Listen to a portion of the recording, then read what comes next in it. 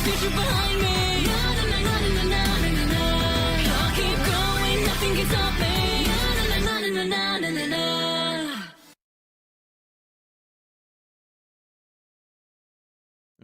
I had it muted in software. That's silly. Well, hello everyone, and welcome to tonight's episode of Extra Extra, where we'll be kind of catching up on some things that we missed from Saturday. We had some guests on, totally cool.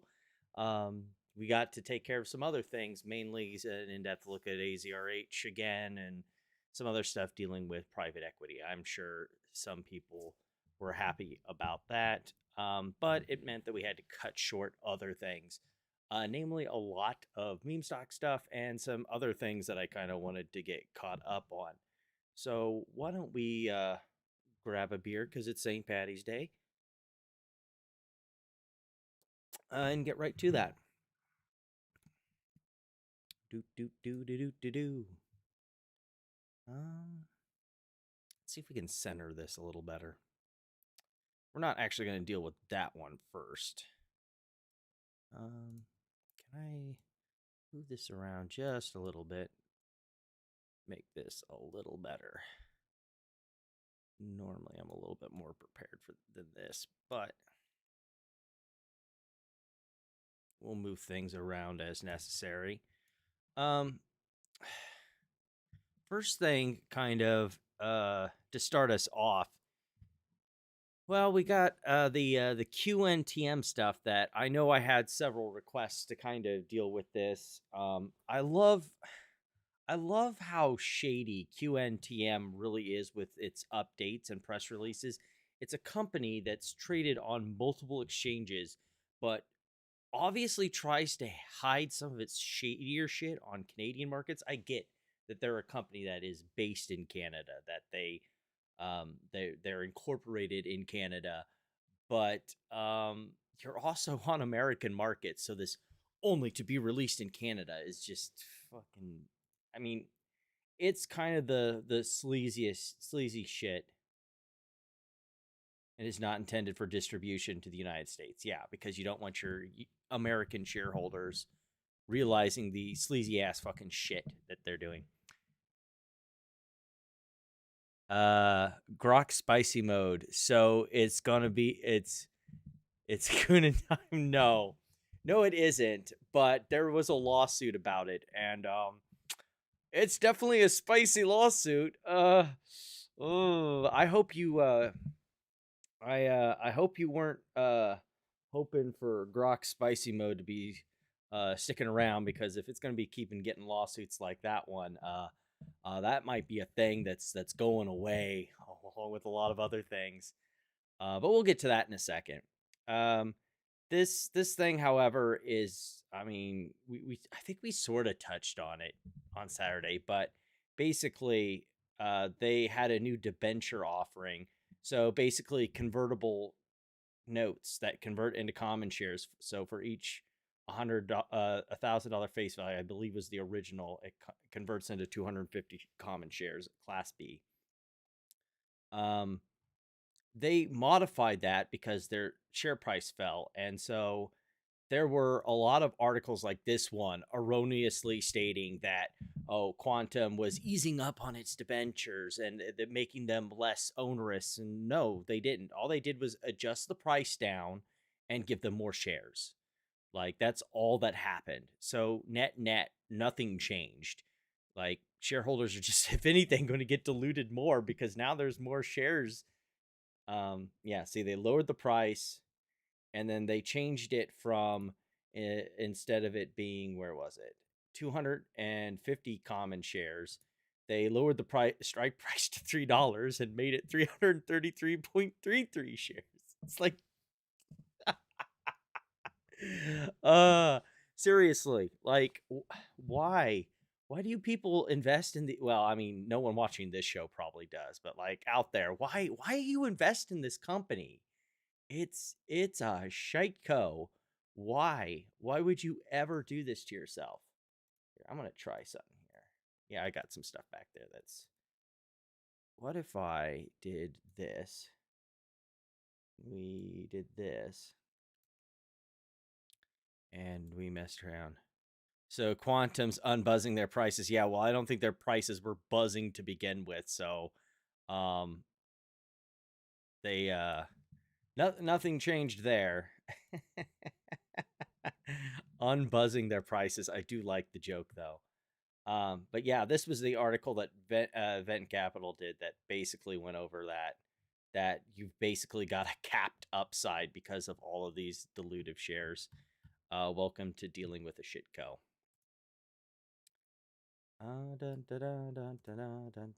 Yeah. Unsurprisingly, Malone Wealth is now. So yeah, we've got a new pass the buck game with Quantum where Kevin Malone is now that these debentures have come out, now he's blaming management. Not after he told me 40 times that he would never do a bond debenture ever again and then publicly announced one today. I mean, would you have liked him to just, outright just straight up dilute you? I mean, he could have done that. I'm pretty sure that would have been way worse. Because, like, this is a company with no revenue, none, or very infinitesimal revenue and no earnings. The only way they make money is by taking from equity holders. Like, you are the product, as it were. So I don't get what the idea here was that he was going to keep that promise. Yep, lucky all my clients and I hold our special dividends, but unlikely we held the stock on promises of no debentures ever again. Yeah, you inflated the price of the stock, and now you sold also a lot of it too at the top at a loss for your clients after you took like almost $1 million in profit. So, um, just more Malone running his mouth about shit that is obvious lies, and it's this one. What was this? Oh yeah. Oh, I totally had forgotten about this from Malone. I'm not Malone from Zishan. Or Zishan. I don't know. Even if you can't read a financial statement for your life, and it wasn't already obvious, it should have been a dead giveaway that QNTM is a steaming pile of shit instead. And an instant short after the CEO submitted a letter to tag some of the worst characters on Twitter. So you got Frank Nez, you got Charles Payne, X Market News, Finance. Oh, I know who Finance a Lot is. He is a fucking QAnon finance bro. Did he tag X Market News twice? Malone Wealth. Okay, I know who Stephanie Mays is. Ham, of course. Roger Hamilton. Palacaris. Yep. Boss Blunts. Amazing. Anna Trades. Oh, the whole gang is here. Elon Musk. The letter below to the SEC from Quantum requesting Chairman Paul Atkins to reconsider his decision to delay the short disclosure transparency. Oh, I can't wait to read this. Dear Chairman Atkins, that's who's who of ape influencers. It really is. The last couple ones, except for Patrick Brine, there is like desperate pleas for attention, like at Elon Musk. Oh, there's Retail United. I totally forgot about them. As CEO of Quantum Biopharma Ltd, I'm writing to express our concern in your recent decision to extend the short transparency rule that was expected to go in effect on February 14th, 2026. Transparency is a core element in creating a free and fair stock market. Your decision to delay a rule that would have gone a long way to improve transparency and protect small companies would do nothing to protect small companies. Like, if your company's shit, it's going to get shorted. Here's something to try to do. Don't be a shitty company. There you go. That's all you have to do. All you have to do. lack of transparency and manipulation in small capitalism. The manipulation in small cap companies, 99% of the time, is the company. It is the company, or the fact that there is a lack of liquidity. Like, it has very little to do with short sellers, has very much to do with the fact that they're not real companies. More and more companies choose to remain private until the pendulum swings back to the markets being a level playing field. Now, it has to do with the fact that, the company doesn't make any money, and the only reason that they would be in equity markets is to extract money from dumb money retail investors. Like, the reason most companies don't go public is it just doesn't benefit them to do so. Has nothing to do with the equity market itself. That's stuff investors think of. Has nothing to do with the company. If the company is a performing company, like, who fucking cares?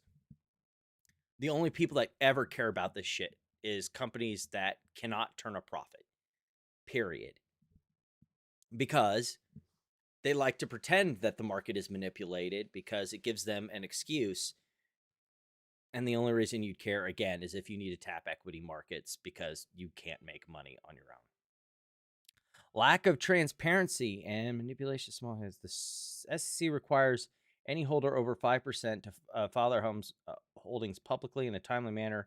Why aren't short sellers held to the same requirement?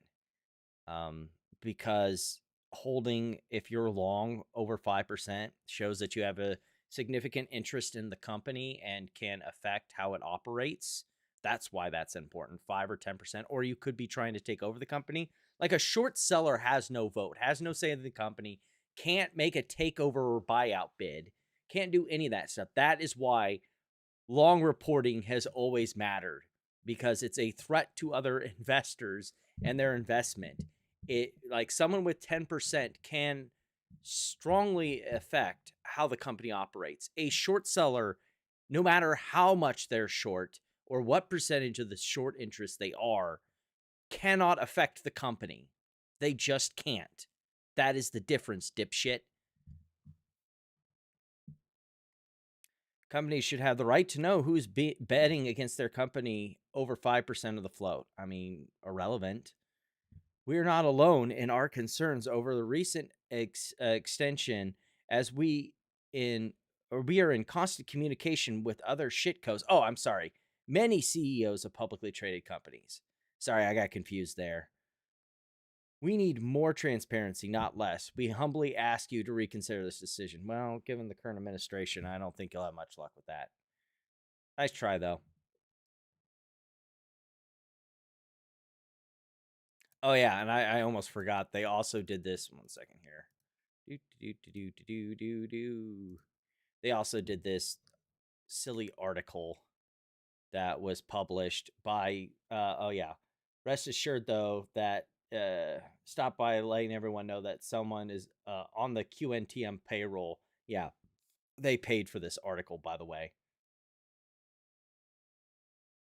Let's see if there's anything here that is of note. Some of this stuff, I remember putting it on the to-do list, but I do not remember reading it. I did read it, but it's been about a week ago, so. Quantum Biopharma, previously known as FSD Pharma, is a biotech company working on new treatments for serious brain and nervous systems.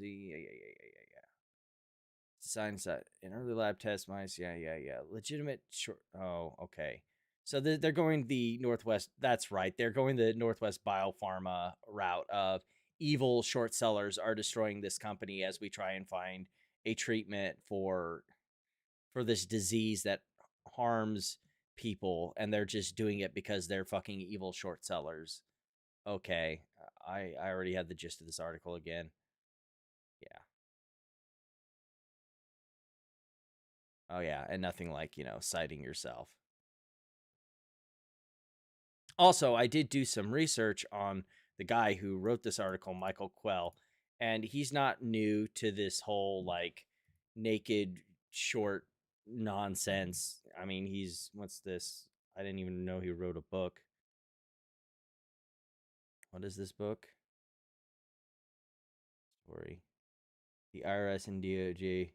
Oh, yeah. I guess this is his book about him bitching the fact that he got sued. Rigged, the Michael Quill story. Yeah. Yeah, it wasn't rigged. It was you owed a lot in back taxes and got fucking sued by the government. And now you're a whiny little bitch because you didn't pay your taxes. There we go. Gimme, gimme. I'm gonna have to reduce this in size so it'll fit on the screen, won't I? Do do do do do do. There we are. A jury convicted Stephen M. Kerr and Michael Quayle yesterday on federal tax charges stemming from their failure to disclose secret offshore bank accounts in Switzerland. The Justice Department and Internal Revenue Service announced Kerr and Quayle, prominent Phoenix businessmen, were each convicted on 2 counts of filing false individual income tax returns for 2007 and 2008. Kerr was also convicted on 2 counts of failing to file a report of foreign bank and financial accounts.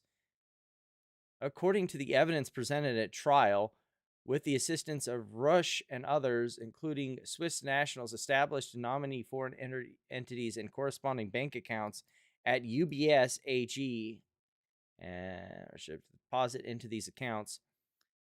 Rush testified at trial, admitting that he and others caused the sale of the shares of stock through undeclared accounts.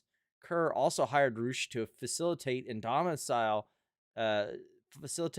domestic sale of 11.4 million shares of stock held in the name of the foreign entity controlled by Kerr. The evidence established that in order to create a furlough layer of separation between Kerr and Quayle and the income they concealed. Okay, so they sold stock, had profits from the stock sale, and then tried to hide it from the U.S. government. Nice try, boys. Like, it's a whole band of criminals. The criminal CEO getting a fucking tax cheat to write an article of a poor pitiful me article for him. Amazing. It's just it's the virtuous cycle of shady grifters. Well, shit, the tax cheat loves. Says I'm sold. The tax cheat loves quantum biopharma. He must know a thing or two. I might want to get in on it.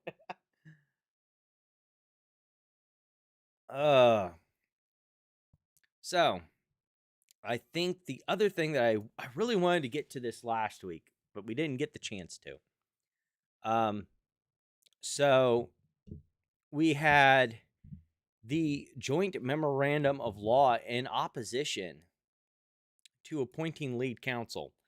I am not going to read this whole thing because the arguments that the defendants make in this are pretty much the same arguments that Vert2 and company made in the GNS lawsuit, with the added addition that this is obviously an attempt by Quantum to basically circumvent the fact that they're afraid to get a motion to dismiss for lack of standing, because again, this is a Canadian company suing a bunch of Canadian companies over Canadian securities in the United States market for no reason whatsoever.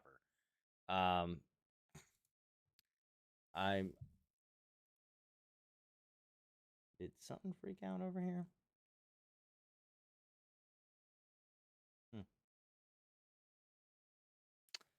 So, yeah. Doot, doot, doot. So that's basically what this is about. That, the same arguments, not a typical plaintiff. There are unique defenses that will hamper the litigation. So, yeah. But what we will get into is Quantum's response back. Let's see what Quantum has to say for itself. 19 pages, and I assume that there is some sort of table of citations. Yes, and all that stuff. Cool. That'll knock some pages off of this. Amazing. Oh, let's get ready to hear what BS I read this first page while I was on break at work, and I immediately just was like, I think I've got most of what I need to know here.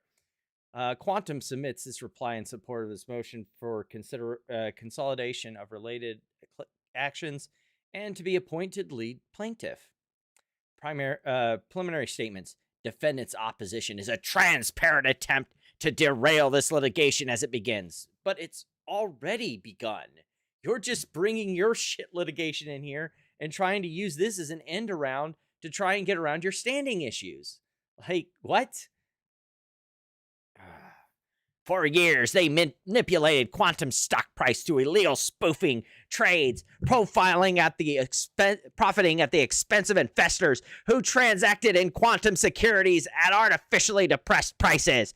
Now faced with the prospect of consolidated case action led by the movement with the largest financial stake in the litigation, defendant asked this court to allow them to choose their adversary. It's so comical. Let's see what their argument is. Defendants' objections are procedurally improper. Defendants' merit-based objections are procedurally improper. Under the SILRA, the presumption that Quantum is the most adequate plaintiff may be rebutted only upon proof of a member of the proposed class. Yeah, this is the same arguments that they made in the Genius case. Because it's the same fucking lawyers, too. You know, Wes Christian and his gang of fucking boobs. Quantum does not face unique mismanagement or misconduct offenses. Defendant contends that based on Quantum's public filings that its own supposed not supposed, actual mismanagement. And depending on what they consider the class period, hiring someone to pump and dump your stock. I sincerely hope that the whole Kevin Malone situation is in the class period, because this is gonna make this a lot more fucking hilarious. Quantum does not face a unique statute of limitations defense. Yeah, you do, because the that tail end is outside the class. Oh my goodness. Quantum does not face unique forum non-convenience jurisdiction. Yeah, you do, because it's the same ones from the other case. That's why you're trying to construct this whole fucking end around game. Members would face the same issues, but being Canadian investor without more is not grounds for rejection as lead plaintiff. Courts regularly appoint foreign investors, including Canadian ones, as lead plaintiffs. Yes, that's why you want to do this, because your other case would be dismissed for lack of standing. That's why you're trying to make a class action so you could be appointed lead plaintiff. Like, yes, thank you for making the defendant's point for them, that you're trying to construct this thing as an end around so that you can stay on the litigation like a Weasley little shit.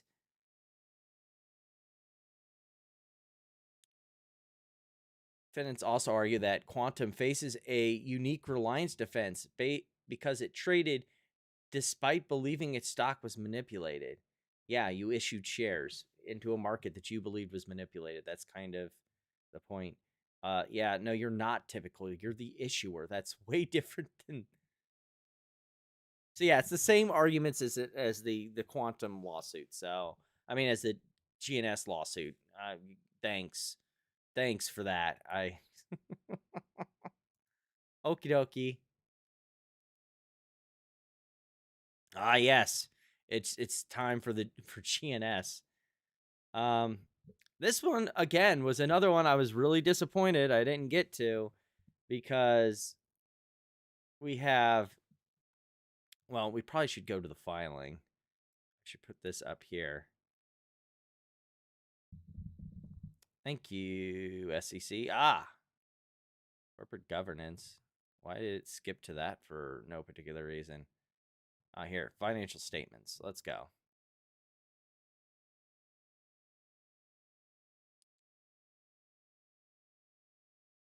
you know, it's not a good look. Wait, where are they getting? Why is the total asset so large? I'm sorry.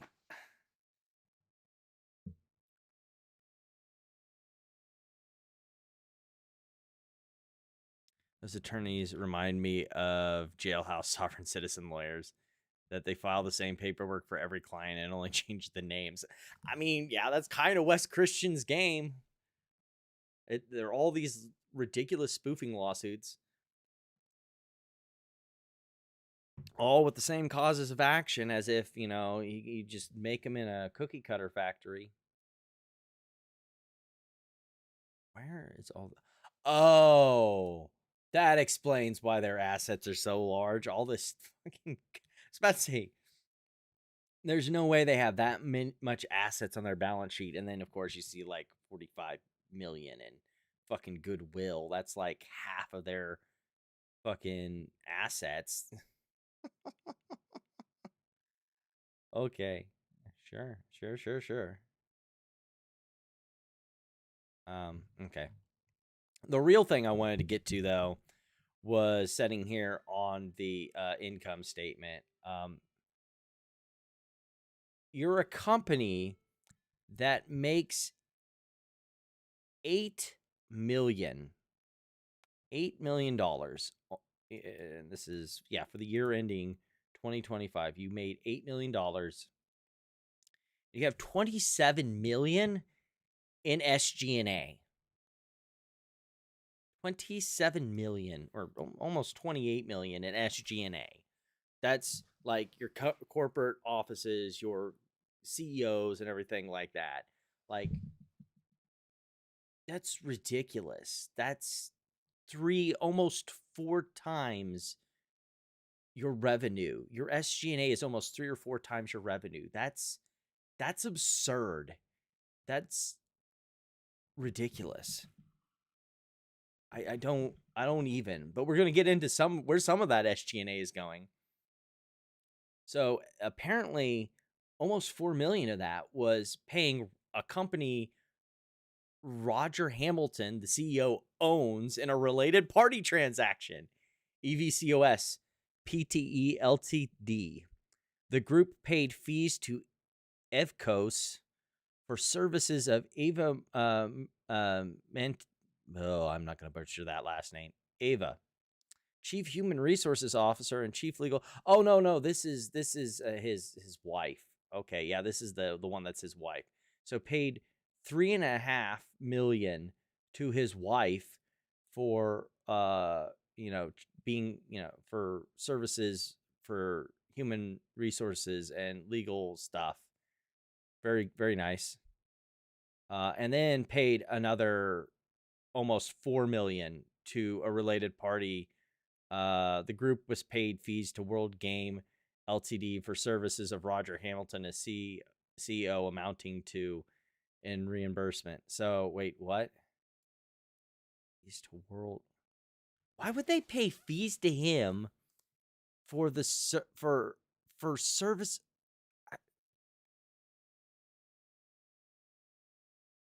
So he's a CEO. He should just get income for his job as CEO. But instead, he's getting paid to a third-party company that he owns for... Well, this just seems like a tax loophole, but okay. Sure.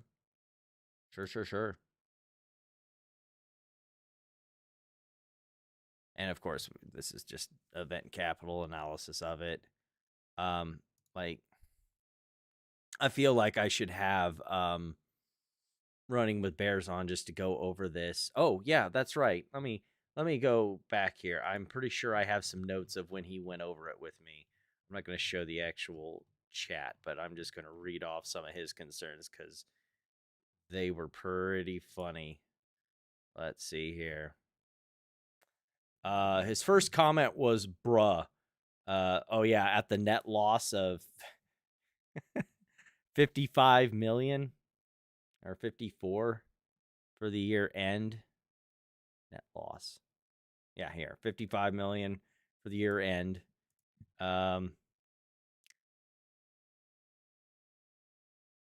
It's impressive companies can lose that kind of coin.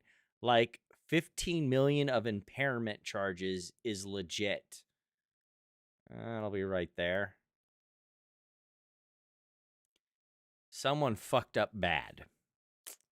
Yeah. Naturally, the only cash coming in is off equity raises. I'm going to assume that's on the... Where is that cash flow statement? Where is that cash flow statement? There we are. So the only inflows received was from issuance of stock. Ah.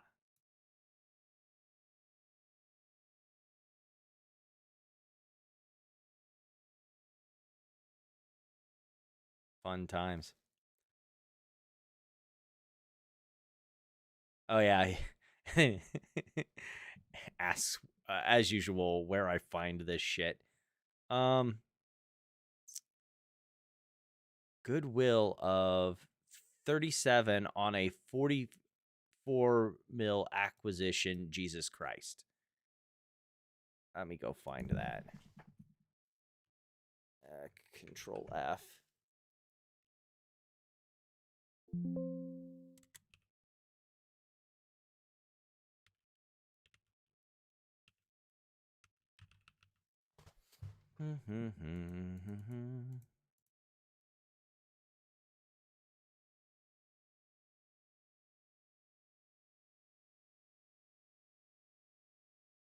Here we are. On July 31st, 2025, Genius Group acquired. Now, remember, this is a company that they spun out to do one of their squeeze the shorts, tokenized securities bullshit things, and then repurchased back into the company. So they spent 44 million on this. The net asset identifiable assets of the company was 6.6 million. So they had a 37.5 million goodwill charge.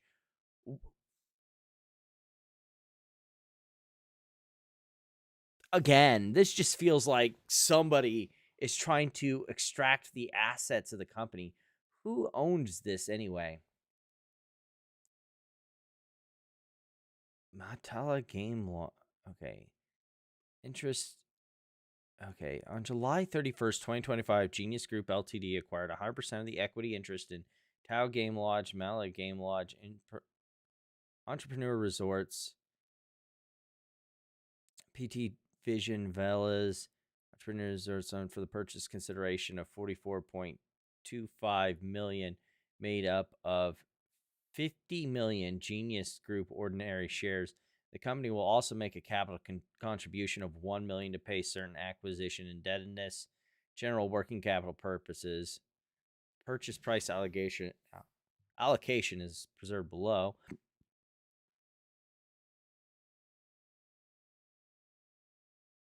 And then this one has another 4.7 million of goodwill.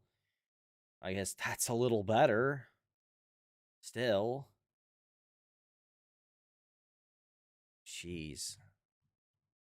Anyway, in case it wasn't clear from all of that, the balance sheet is a fucking sad. Well, isn't, I guess even with the goodwill, it isn't that much of a disaster. But the financials ain't looking so hot. Run very far away.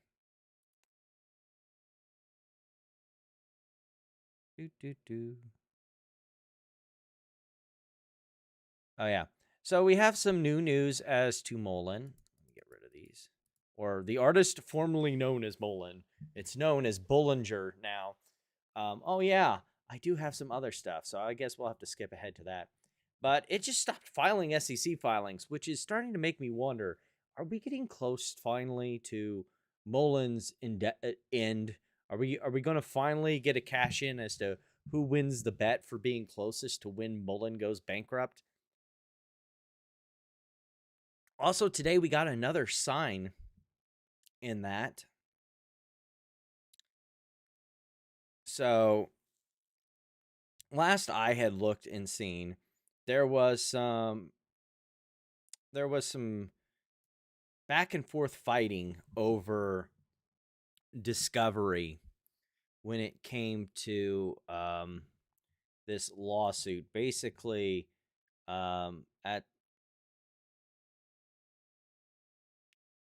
the status of discovery. So basically, there was some arguments back and forth about getting discovery from MULN by the defendants, and then on March 17th, we got a stipulation of voluntary dismissal. Since at last we knew, they were still fighting over discovery, and defendants were still wanting discovery from MULN. I doubt very much that it was a settlement in MULN's favor. And seeing as it stopped reporting, which is to cut back on expenses, I'm going to go out on a limb and say that this settlement was another cost-cutting measure. Like, they couldn't afford to have these lawyers keep doing stuff. And I think that's why they were also behind on giving discovery to the defendants, because it costs money to have people produce that discovery. And it costs money to have that lawyers produce the discovery for you, and also redact stuff if it's confidential, and create a privilege log and all sorts of stuff like that. So they just, killed the lawsuit and dismissed it with prejudice. So can't bring it back up again. And both parties basically said, we'll pay our own legal fees. Yeah, without costs or fees to any party. Parties further stipulate that the rights of appeal are waived, and that the party waives all rights to seek or recover sanctions, penalties, or other relief of any kind, including as part of any review to be conducted in connection with this action, claims, defenses, allegations herein. Yeah, so they basically, lawsuit done. I'm sure that MULN can get another 30 splits done before the bankruptcy. They could, now that they're on OTC. There's no limit on how many reverse splits they want to do at this point. Just do all the reverse splits, all of them. I suppose you can do that. I don't think they will. They're just kind of, I sincerely think, like, look, if you're not going to report anymore, you're dropping a lawsuit because lawyers are expensive. They've got one other lawsuit still going on. Oh yeah, this one was the one that was that had to deal with their dispute with with their supplier. So they basically dismissed that lawsuit with prejudice, stipulated by both parties. So they're just killing any lawsuit that they can get rid of, that they're the plaintiffs in. They're cutting expenses every which way, which just makes me think that, like, this is the end. We are getting close to the end. This cockroach of a shitco that will not die, that is the artist formerly known as MULN Automotive. I strongly believe that this is like the last year. I don't think it will be here by the end of the year. That, like, maybe it'll find a way to get into 2027, but my bet is that I think I picked as their bankruptcy date the date that in the little thing that Ocelot did. We've got basically a straw poll on who what date that MULN's going to go bankrupt, and the date I picked was the date that Bed Bath and Beyond consummated its plan its bankruptcy plan. So I don't know, maybe MULN will make it to September. It's a distinct possibility, but it sure seems like they're trying to roll up whatever expense that they can to avoid to have to deal with that. Oh, the ex-Doot lawsuit. There's a lot that's been going on here, because last year was motion to serve so ordering subpoenas upon non-parties, lifting the automatic day of discovery. Yeah, I knew that he had gotten a lawyer finally, and that's what this motion on the 12th was. I did not realize this week that we've got a whole motion to dismiss. Ooh, stuff that will have to be taken care of, that we'll have to talk about next show. I'm going to go through some of this stuff because, of course, we got the motions to dismiss by the defendants. I don't know why they didn't just do a joint one. So Morgan Stanley and Interactive Brokers. I'm assuming that these motion dismissed are going to be both the same. So we'll just take the memorandum of law in one of them. So they've served the subpoenas upon non-parties' first motion, lifting the automatic. Yeah, best of luck to you trying to lift the automatic stay under the SLURA. You actually have to get past the motion dismiss. So let's do that first, shall we? Okay, that's just them saying the motion dismiss. I'm sorry, I want the memorandum of law. Defendant Interactive Brokers. We'll do that.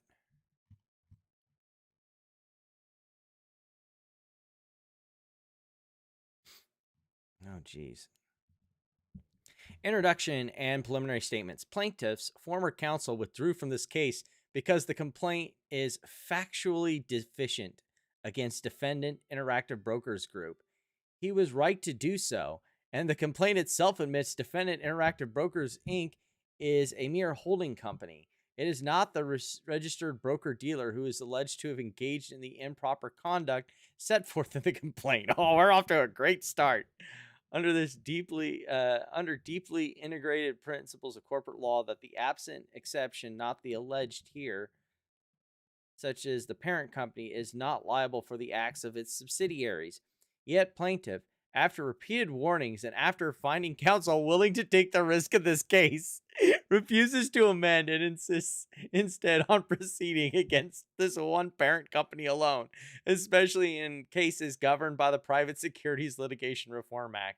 This should warrant at least dismissal with prejudice. This on its own should cause this to be dismissed with prejudice.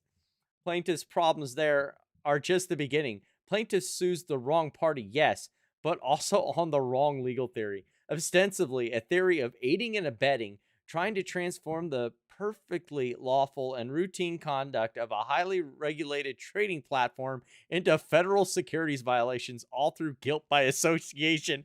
I love this lawyer already. He is great. He is off to a great start.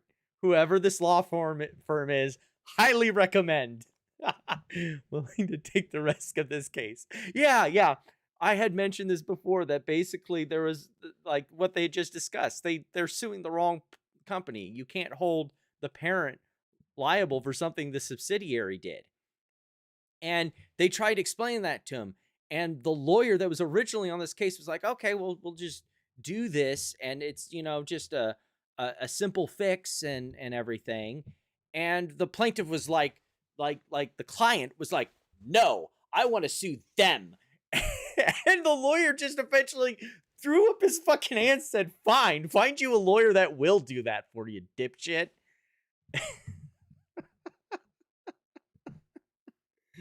It's like this whole case is a clown show. It is a clown show inside of a clown car.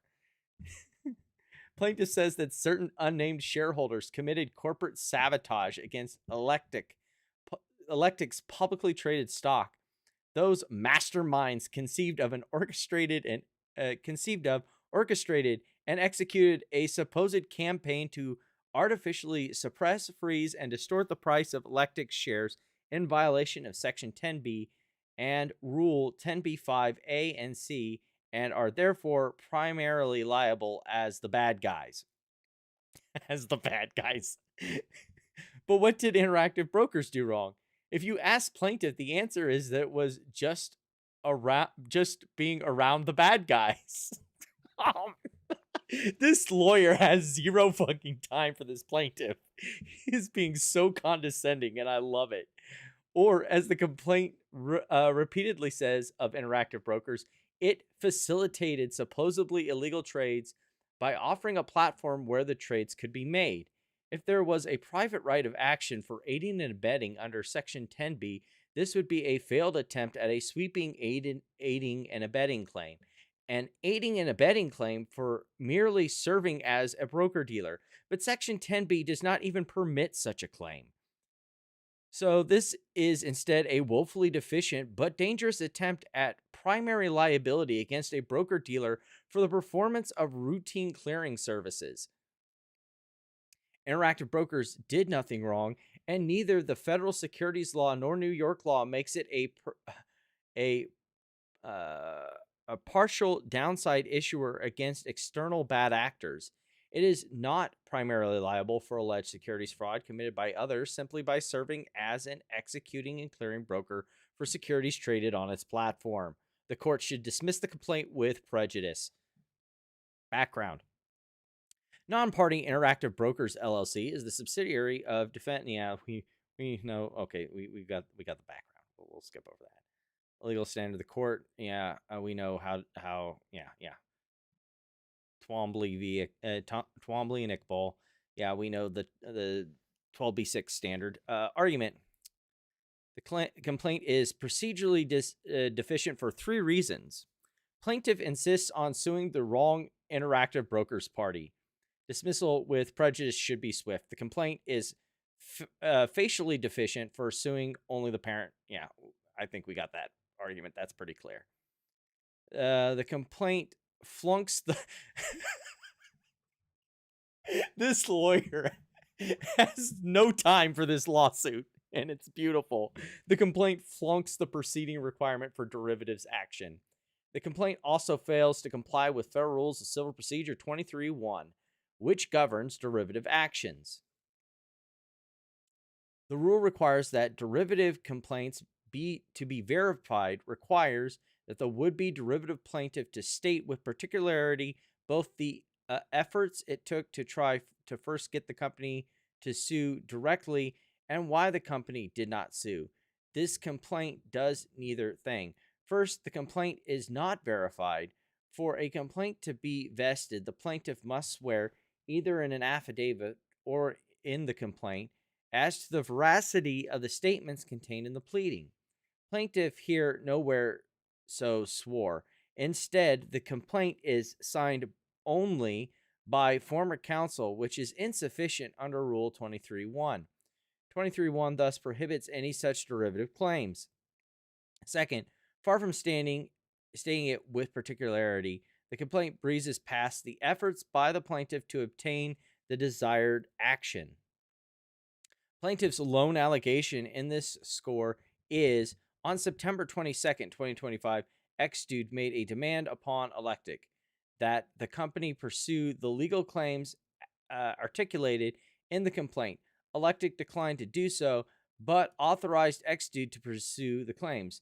This comes up well short of Rule 23.1. Atypicality rigorous pleading standards.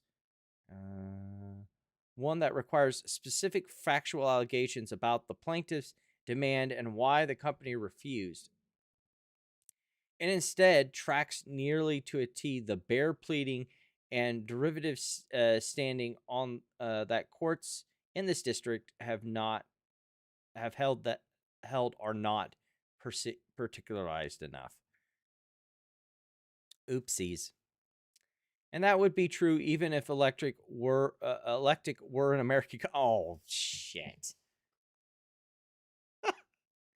And that would be true even if Electic were an American company. The fact that it is an Israeli company makes the complaint's failures even more pronounced.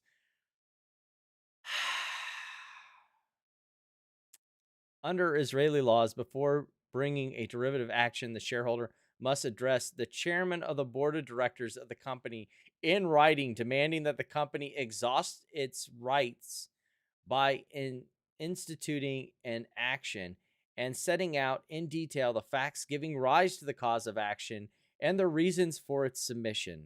Oops. Well, that doesn't bode well.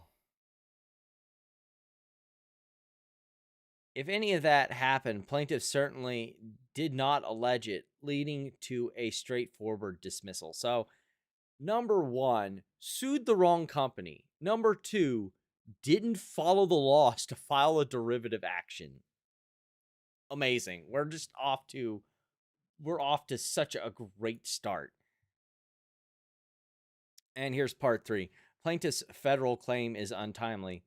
Moving a bit closer to the merits, the federal claim is time barred. Claims under Section 10B must clear two time hurdles.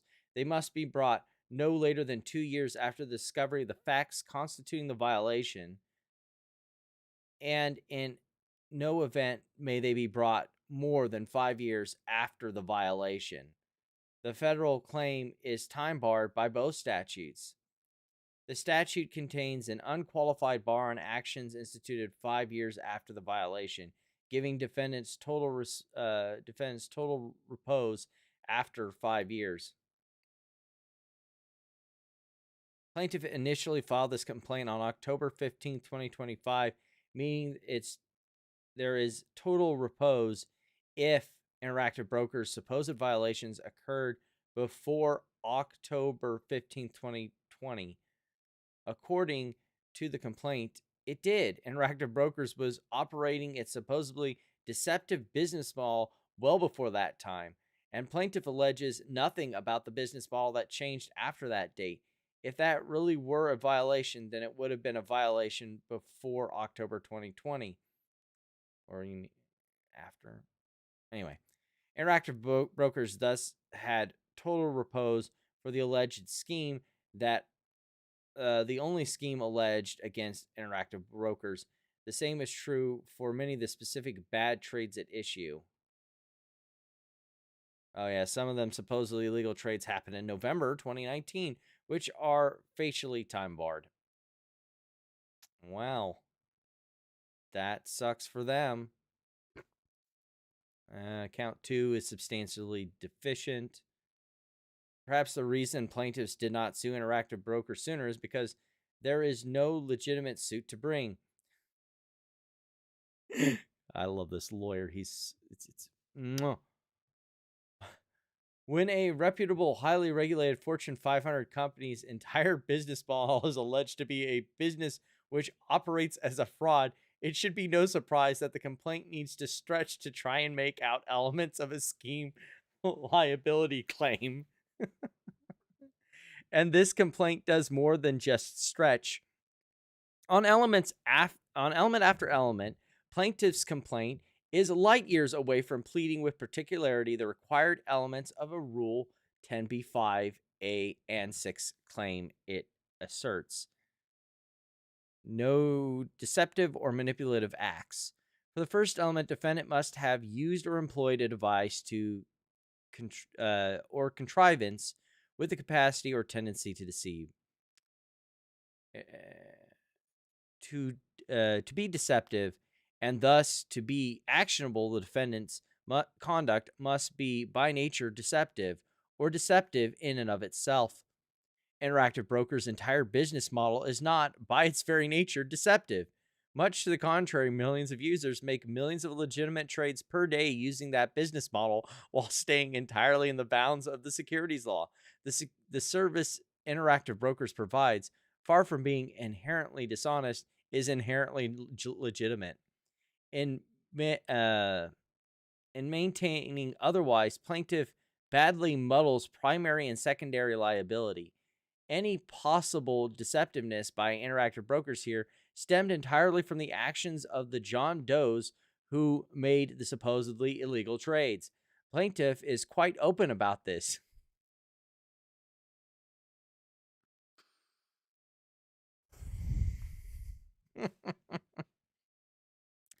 According to the complaint, Interactive Brokers created the mechanism for fraud by providing the tools to allow John Does to execute their trading activity, thereby facilitating John Doe's supposed fraud in much the same way Ferrari might be said to facilitate speeding by manufacturing cars that...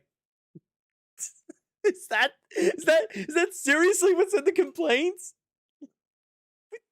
That is the worst analogy I could possibly have ever imagined. Are we being fucking for real over here? But that would be at most aiding and abetting.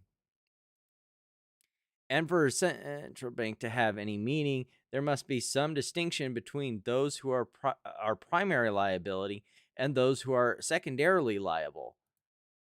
It should decline the intervention. In dismissing the action, the court would join a course of similar decisions. The performance of routine clearing services without more cannot trigger primary liability under Section 10b. This court has held, even for an aiding and abetting claim, the routine provisioning of broker services does not turn a company into a securities fraudster. Yeah, now I'm starting to see why. Now I'm starting to see why Wes sues market makers and not brokers, because the case law does not support that. It makes so much more sense now. It does not get any better for plaintiff when he tries to get more specific about what exactly was by nature deceptive about Interactive Brokers' business. The complaint points to 3 items. 1, defrauding of customers to objecting beneficial owner status, maintaining a lawful but allegedly permissive interpretation of the market access rule, and providing short shares and low borrow rates. Okay. These boil down to offering and incentivizing short sellers on its platform. Isn't that just kind of how business works? If you want to attract business, you make it attractive to do business on your platform. I guess I'm just not, it's not registering with me how that's bad. These boil down to offering and incentivizing short selling on its platform, but nothing about any of these things or about short selling generally is inherently deceptive. Short selling is not by itself manipulative, and offering it, of course, cannot be either. Yeah, that seems pretty accurate. No scienter. It may be even worse for plaintiff on scienter. On this element, in addition to Rule 9b, applying the Silver's heightened pleading standards for Sinester to apply, under these extra heightened standards, a securities complaint must state with particular facts giving rise to a strong inference that the defendant acted with an intent to deceive, manipulate, or defraud. Interactive Brokers did not intend to deceive a plaintiff about anything. Accurate. And plaintiff barely even tries to allege otherwise. Well, oops. The best plaintiff can possibly muster on scienter, then, is that the broker defendants, as the literal gatekeepers of every share traded, must have known or were deliberately reckless in not knowing that their platforms were being used to manipulate the stock. But this must have known allegation against a broker-dealer is simply ridiculous. Such allegations indeed have led to sanctions. Oops. Yeah, I'm pretty sure that's also how Wes got sanctioned.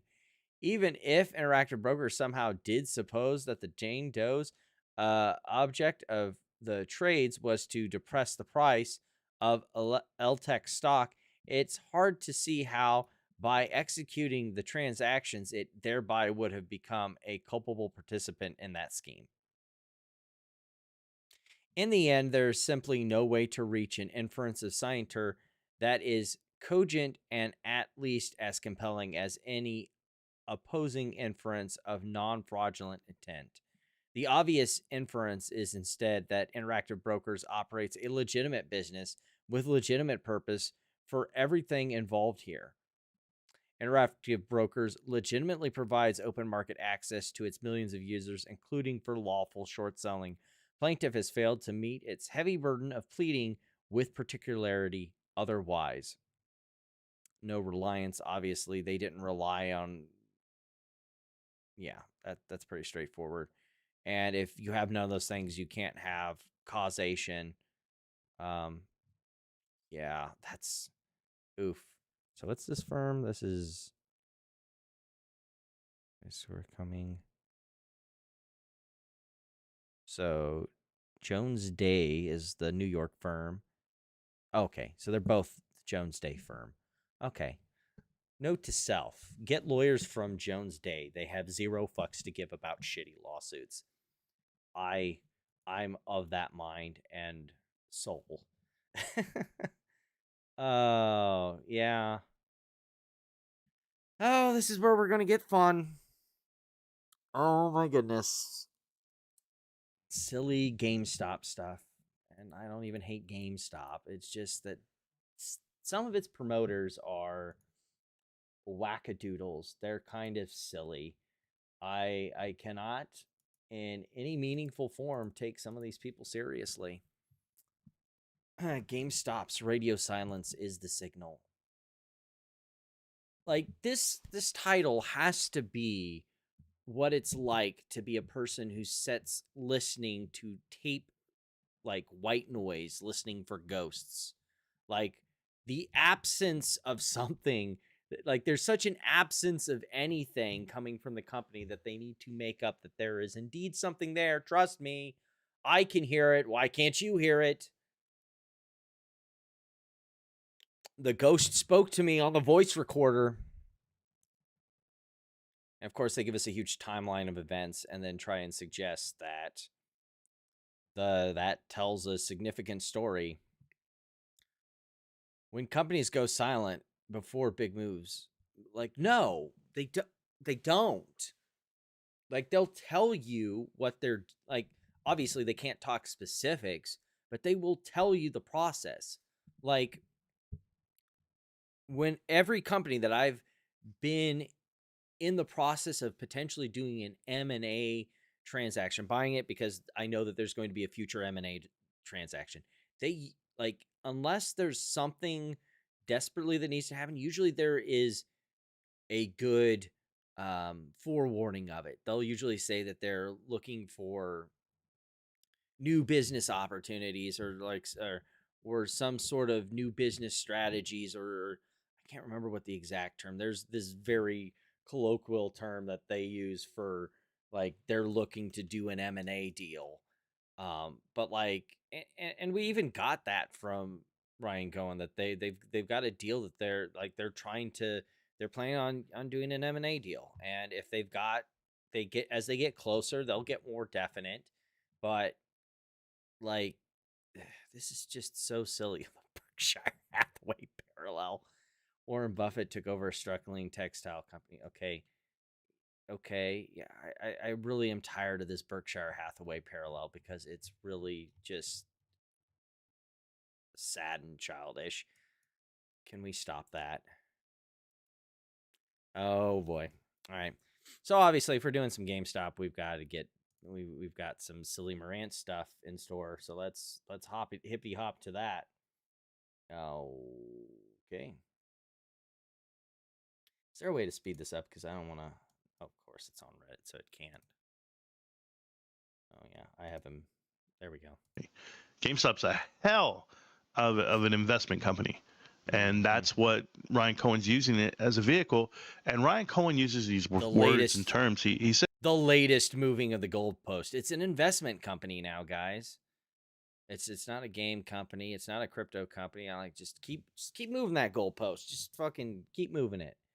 There's things like we're the next Berkshire Hathaway. I'm the next Warren Buffett. Like, well, people anoint him that, and they should, rightfully so. So if you're invested, y'all anoint him that. Hell of an investment company that doesn't invest in anything. Yeah.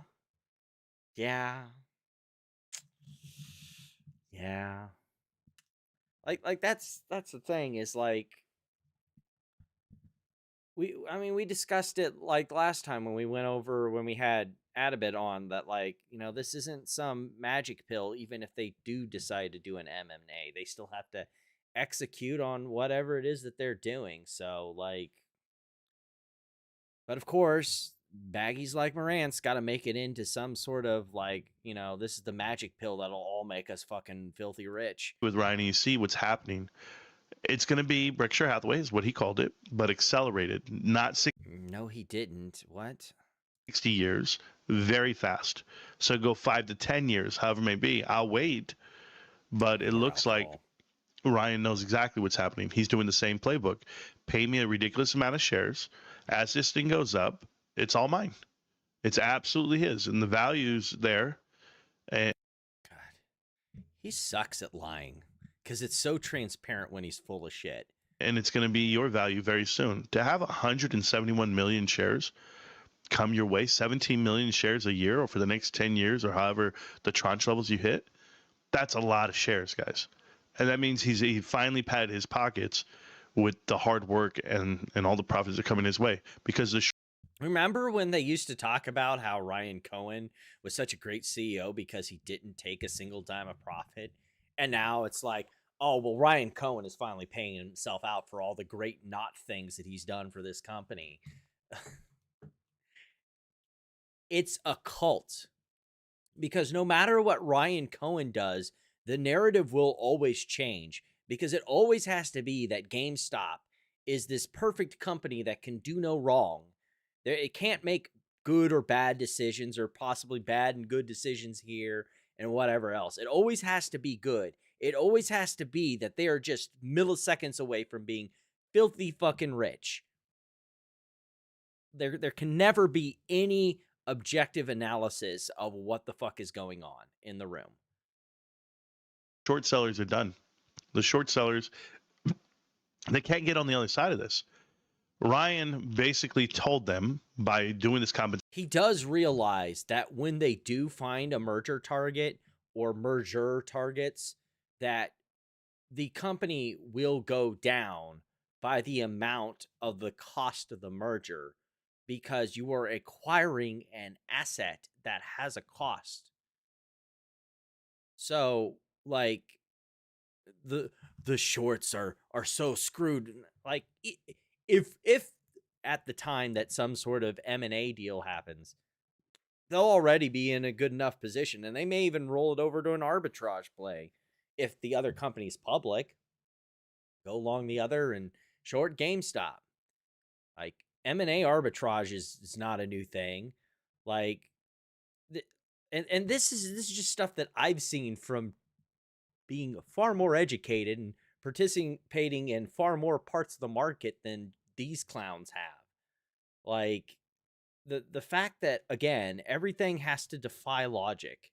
Oh, the shorts are so screwed. Like, he doesn't even know what the fucking deal is yet. I don't know either, but like pretending like this is just magic, like fucking magic beans, is hilarious. Package that, hey, listen, guys, we have a plan, and when we execute, I'm going to get all the money on my end. And what's he going to do with that money? He's going to deploy it. He's going to reinvest it. Because everybody, according to Morant's, is still worried about Ryan Cohen getting this value from the stock. And look at him. He's going to take all this money. What are you getting? You don't know, Ryan. Ryan puts his money back into his own investments. That's why he's invested in there, aligned with GameStop. And could you imagine if you gave him $35 billion of all the billions of dollars that they're going to be worth? Yeah, I'd like to.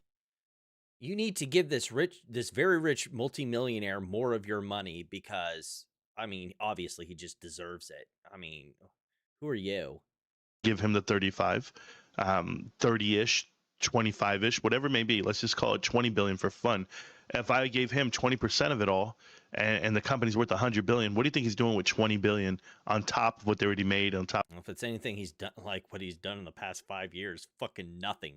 Of what they have on the bottom, they can make mountains move. They can move the world. And GameStop has the potential, if you really understand liquidity and how there's a crisis out here for liquidity. No one has money. I don't care if it's Google, Amazon, Apple. Everyone's strapped for cash because they're seeing what's coming. The economic headwinds are in front of you. But Ryan's going to have the opportunity to not only take $9 billion, $10 billion. We're talking about 40 to 50 billion and really move things. And everyone can go ahead and be numb to the number. They're like, oh, yeah, it's not a big deal. Go look at NVIDIA. Look at this. Look at this $100 billion commitments, $300 billion commitments. We're talking about the largest companies in the world. The number one thing that keeps this world turning is this Mag 7. This is what the economy is. This is what wealth is. This is what the world is. And Ryan Cohen's going to be in that conversation.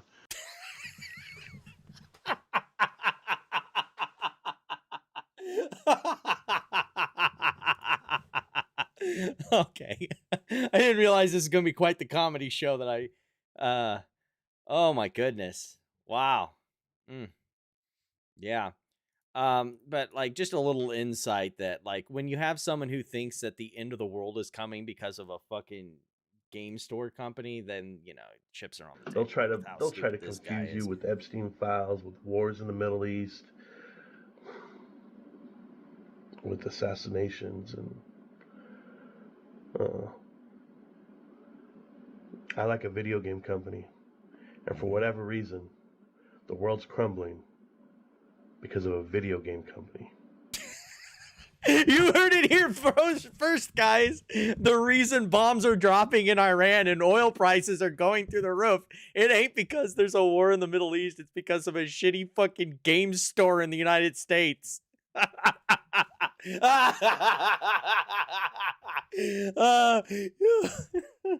Imagining making that video and hitting send saying, yes, I want that on the internet for all eternity. Put evidence of how fucking retarded I am on the internet forever.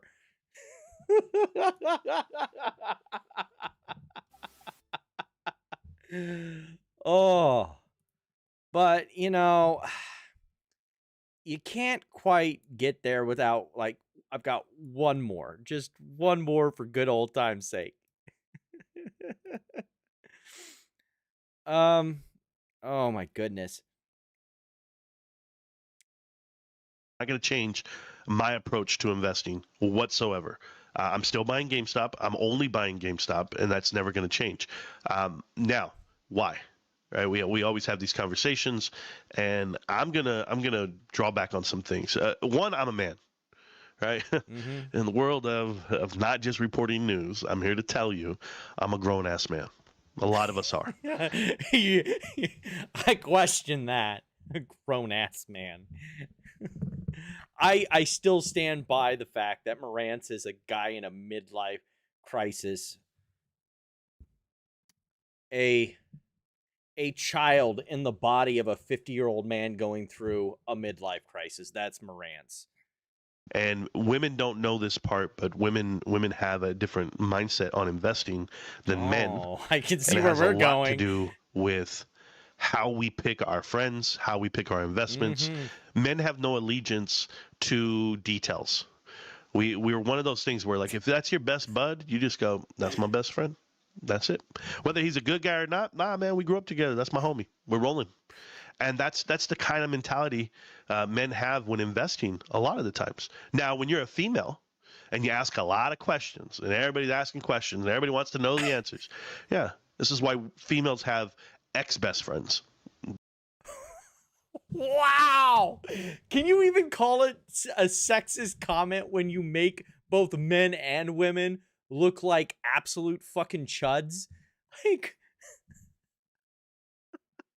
Like, I guess if you're sexist about how men act and are sexist about how women act at the same time, is that like you get sexism on both sides of the equation and they just fucking cancel out? Men, they just got nothing going on up in their brain. They just and women, they just talk too much, and that's why they are catty little bitches. Like, this dude, this is why he got fired from Costco, because he's such an ignorant fucking bitter piece of shit. Like, like how can like I know people who are like, you know, sexist usually in one direction, but the magic power of Morantz is that he can be a douchebag to everyone. It's just so great. It's so fucking great. They do. Oh, she was my ex-best friend. Yeah, we're not friends anymore. Why? Because she cheats on her husband. Yeah, because she Some personal experience there, Marantz? Is that what's going on? She beats her kids because she voted for Donald Trump. Like, whatever you want to come out with, that's just the narrative. But it's cool. There's two different types of people here. So I will tell you the same thing. Investing in GameStop is like being a man. You say, you know what? I'm rolling with that. I'm going with Ryan Cohen. I don't ask questions. I just go with it. Well, you got to ask questions. No, you don't. Loyal as all hell till the day drops. And you know why? Because I've never been given a reason not to. That's just it. We're different. We're brought up different. Oh, my goodness. Oh. Clown. Absolute clown. Oh, my goodness.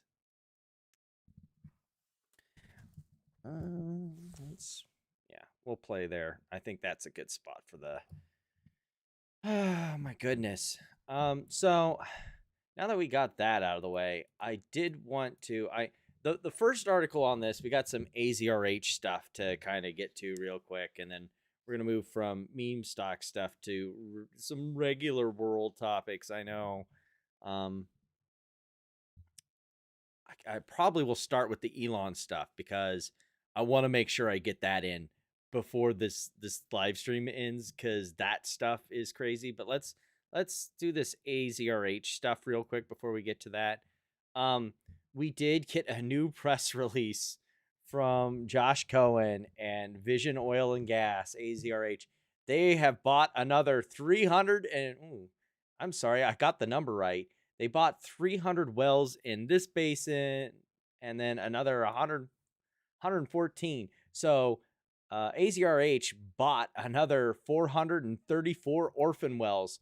Well done, sir. Well done. You'll notice here that we have nothing that signifies what sort of production these wells are or how much he spent to get these wells or anything like that, because he knows that if he did give that information or did give us the specific wells, we could go look them up and rip him a new fucking asshole, because they're probably just like the other wells that he bought, a steaming pile of fucking shit.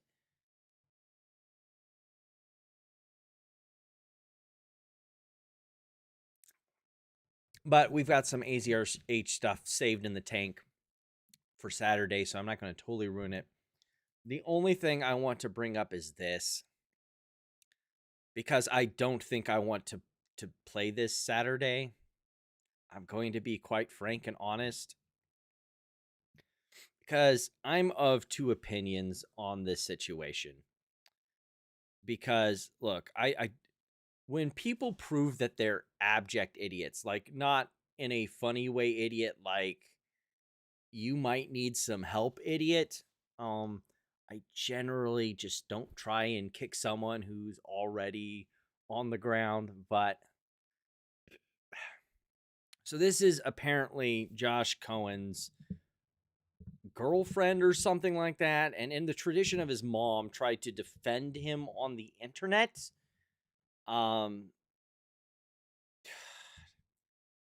And wow, special is the way I describe this. Like your staff, right? So let me tell everyone what I'm talking about. Yeah, this guy's name's Kyle. His handle is Apino Casino, which Opinion Casino. already sounds like a South Park episode character who like invented the stock market. Kyle tweets about... Yeah, you're going to start learning a theme in this video. She tries to find ways to insult Kyle Mitchell, who, you know, we've had on the live stream before. Did the initial report on AZRH. She's going to try and continuously insult him in this video and fail every single time. Like, if I was a South Park character that invented the internet, that sounds really fucking cool, not gonna lie. So, okay. Josh, constantly, Max. Not normal tweets, investigations, you okay? Receipts, Oh, yeah, I forgot. She's doing this live post on the internet as a conversation between her and her child, which is just on so many levels weird. And yet another reason why I've just kind of been back and forth on even, it's just weird. Spreadsheets, and I'm like, sir, are you Josh's enemy or are you his compliance department? Well, I mean, Josh would probably be in a lot better position if he did have a compliance department.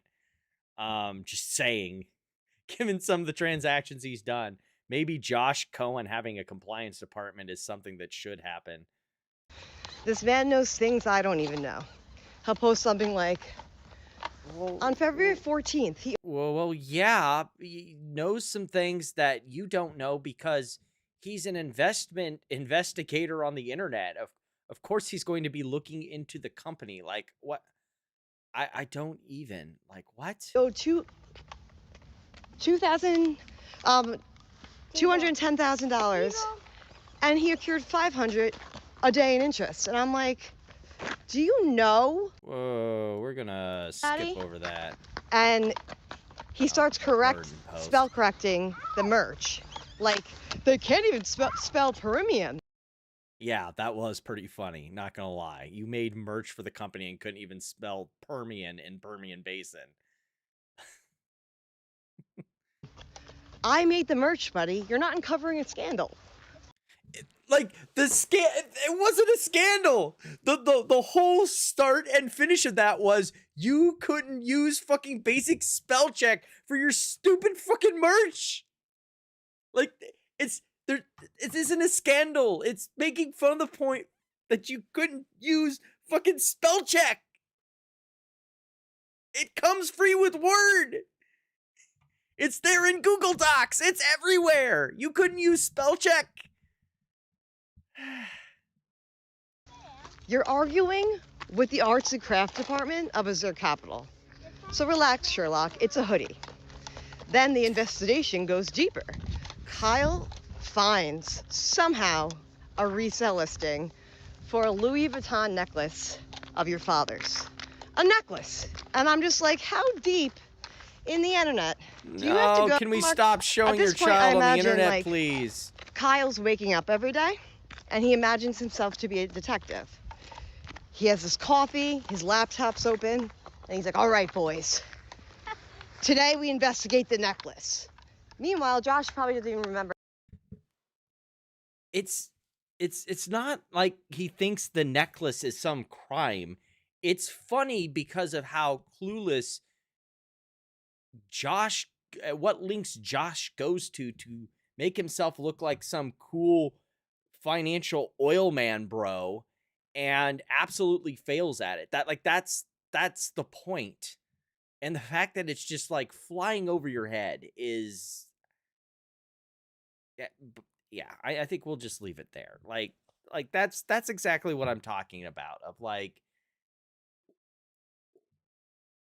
at least when his mom was doing stuff, it was coherent attempts at being insulting. That was just sad and pathetic. And pro tip, if you're going to do a video, do it when you're not having to babysit your children. I can't.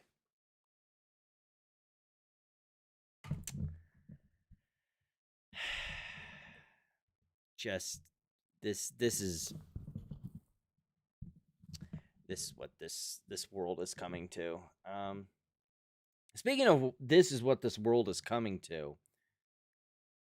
Oh my goodness, this is bad. Remember when we were talking about spicy Grok? Oh, things about to get uncomfortable.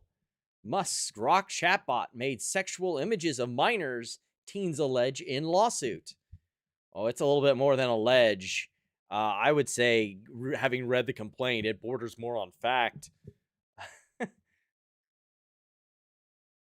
Oh, boo. We're going to take this. We're going to do a little cheaty.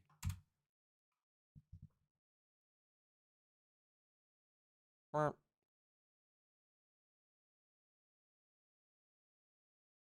on. Make it happen. There we go. In early December, a Tennessee teenager allegedly received a message from an anonymous Instagram user, I think it was Discord user actually, that warning that sexually explicit deepfake images of her had been uploaded to Discord. Yeah, that's where we're headed. That is the world we're heading to. Thank you, Grok. Let's go with the nature of the action. The powerful tools of artificial intelligence can produce shocking results. Image: the video of a real child transformed through an AI platform to depict an entirely new scene. The face of the child remains. Her limbs move like the real child. Her laugh even retains the same tenor. And yet, through the powers of an artificial neural network storing billions of files depicting other content, including sexual content, her body can now be made to engage in content not her own, like a rag doll brought to life through the dark arts. This child can be manipulated into any pose, however sick, however fetishized, however unlawful. To the viewer, the resulting video appears entirely real. For the child, her identifying features will now be forever attached to a video depicting her own child sexual abuse.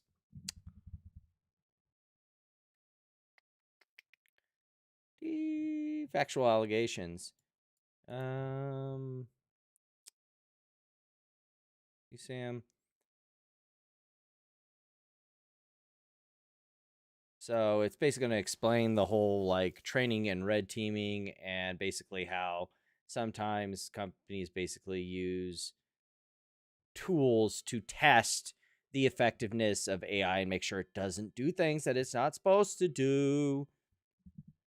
Generative AI model. In April 2023, Elon Musk announced that he was planning to release the generative AI chatbot TruthGPT as an alternative to ChatGPT, and changed it to Grok.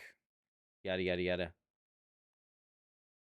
On July 14th, 2025, Musk posted that X Super Grok subscribers are able to access companions. AI designated and marked Grok's ability to make spicy content. Unlike other major image generators, developers like OpenAI, Anthropic, Meta, XAI has made explicit content part of Grok's DNA. In developing Grok, XAI did not use any of the industry standard methods of safeguarding against creation of sexual and abuse content. In a now deleted post from X, July 2025, an ex-employee, Maddie Roy, posted a video of a nearly nude woman with a caption, Grok Imagine videos have spicy mode that can do nudity. Ooh. On October 20, 2025, XAI officially announced Grok's image spicy mode as a new that did not want that. Oopsies. This is why I don't like shoulder buttons sometimes on mice. Because now I need to go find where I was at. Shouldn't be too hard here. Oh, here we are. On October 20th, 2025, X officially announced Grok Images Spicy Mode as a new capability that pushes the boundaries of visual storytelling and creative expression in AI-generated videos. A Grok spokesperson described Spicy Mode as for creators exploring edgier, more visually daring narratives. On November 3rd, 2025, Grok's account posted instructions on how to access Spicy Mode to create not safe for work content. And let's see here. On November 6, 2025, XAI posted Grok's 4 system prompts, including safety instructions, which promote a permissiveness to Grok's responses, specifically instructions that include for assume good intent, does not make worst case assumptions without evidence, teenage or girls does not necessarily imply underage. Yeah, that's a little... Further, the instructions layout do not enforce additional content policies. There are no restrictions on fictional adult content with dark or violent themes. while Grok purportedly had a system prompt that directs it to avoid creating or distributing child sexual abuse material, including any fictional descriptions. The system prompts will inevitably fail because if you have a model that allows for any sexual abuse content, it is impossible to prevent the model from creating such content that involves minors. And that's just kind of baked into the whole thing. I believe it was somewhere in here. Let me see if I can scroll up. System prompts, string, hash matching, alignment training, pre-interfaces.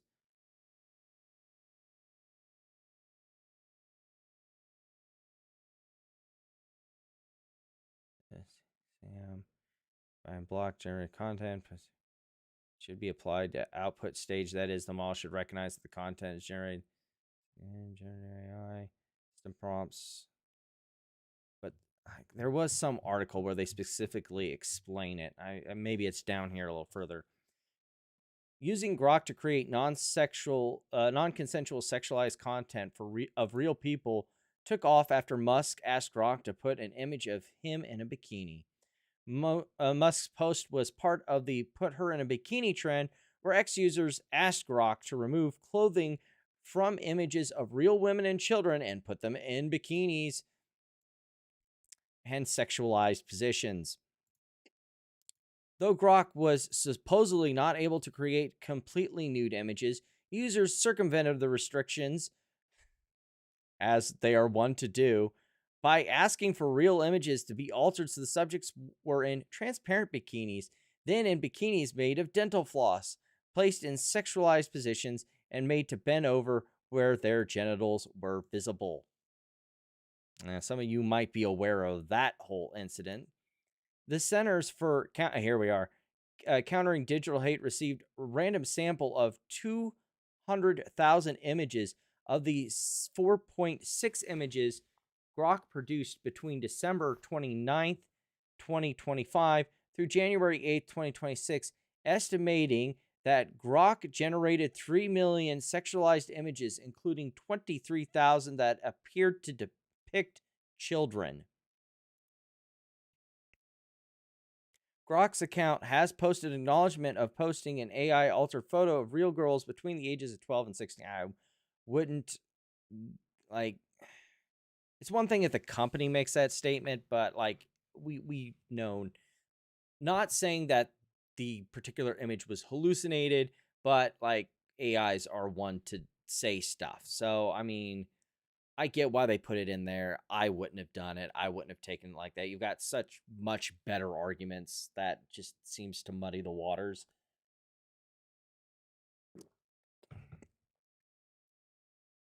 Post from Grok's account further acknowledged multiple instances of posting images where it removed clothing from images of real children.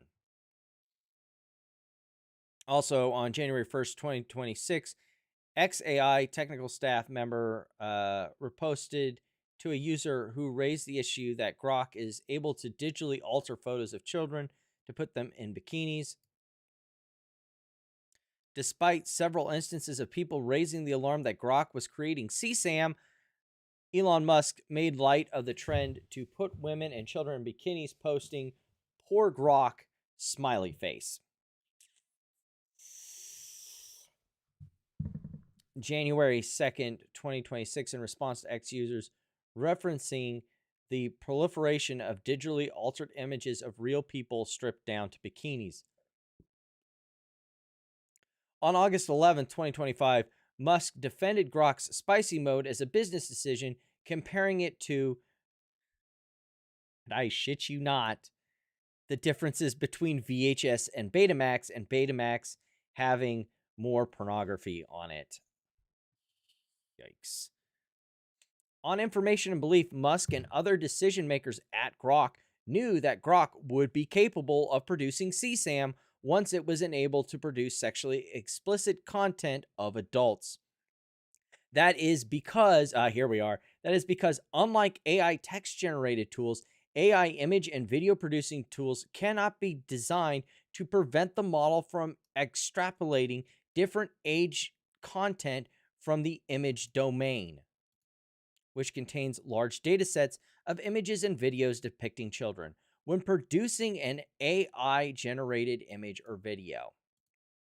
Thus, the only way to ensure that CSAM is not generated through the AI image and video producing platform is to prohibit all sexually explicit images and videos.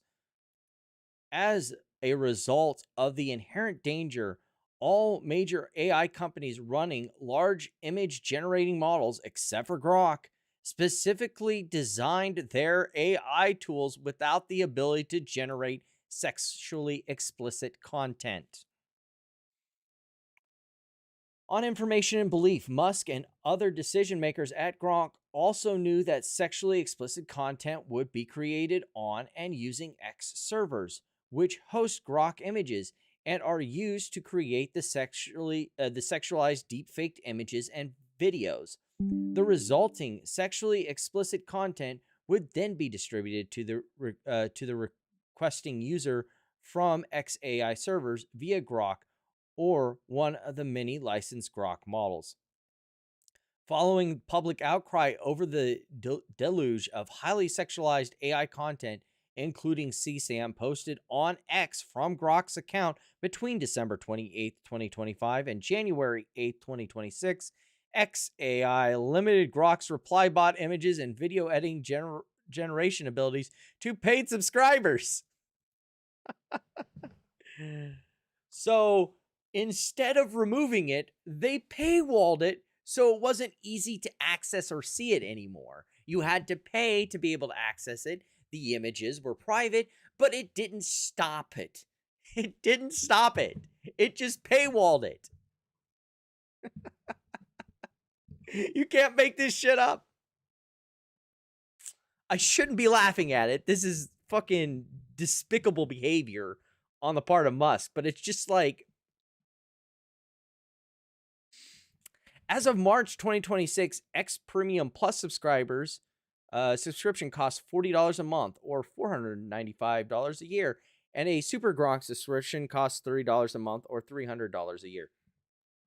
Limiting the image and video generation features of paid subscriptions, however, does not prevent the creation of AI-generated CSAM. It merely ensures that XAI will profit from such content.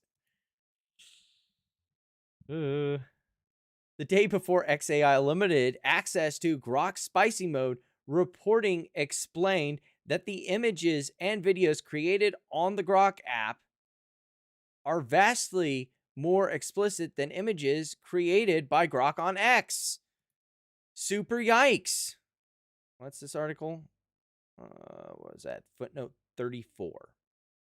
Grok is generating sexual content far more graphic than what's on X. Let's go to that Wired article. Oh, oops, that link does not work. Well, that sucks. How about if we do this? Copy text. Boop.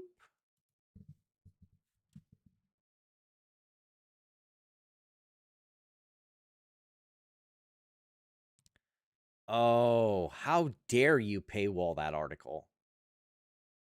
Well, I mean, I think we got the general gist there. On January 2026, a researcher reviewed 800 archived image URLs containing video or images created by Grok and found that slightly under 10% of the images appeared to include CSAM. Out of 800 images surveyed, 80 of them were CSAM. That's fucking terrifying. I mean, any of them being such is kind of terrifying, but I mean, AI large language model licensing. This is basically licensing out. AI generated child sexual abuse material is illegal. Yep. Under Title 18 USC Section 2256(8), you can't, like, identifiable minor is not just like actual person. If it was adapted or modified, so you took a totally fine image of the person and then remodeled it into something that is identifiable as the person, and that person is a minor, that's still CSAM. You didn't find the magic loophole where Your Honor, it was AI created. I mean, this scene never happened. Doesn't matter if it's of a real person and the person in question is a minor. CSAM.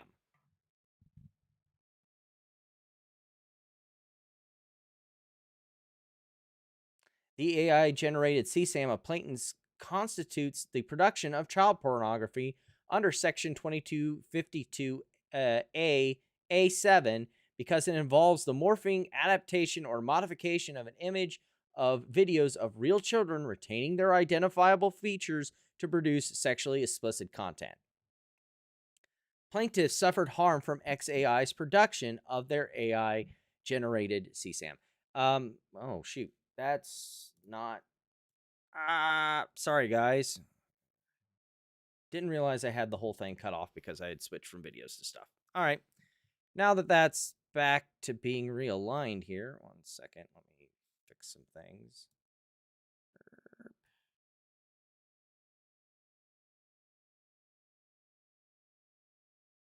That looks good. This is where your soul goes to die. Section 6.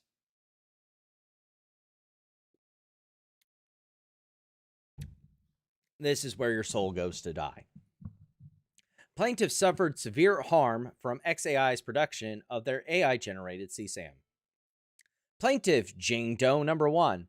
On or about December 6, 2025, Jane Doe 1 received a message from an anonymous Instagram account. Okay, it was an Instagram account. There we go.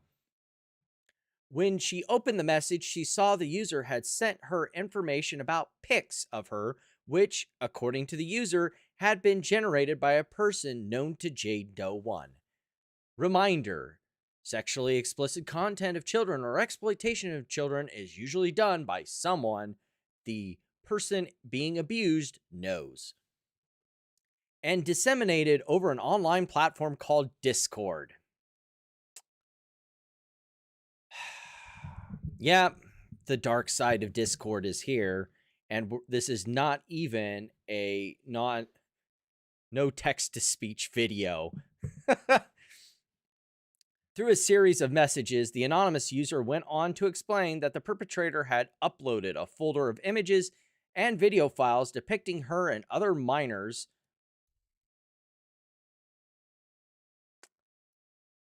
minor females to Discord. The anonymous user decided to alert Jane Doe 1 to the contents of the perpetrator's Discord account after seeing the explicit nature of the files. Eventually, the anonymous user sent Jane Doe 1 a series of AI-generated images and videos which depict her as well as other minor females. Jane Doe 1 was immediately disturbed by the sexually explicit content.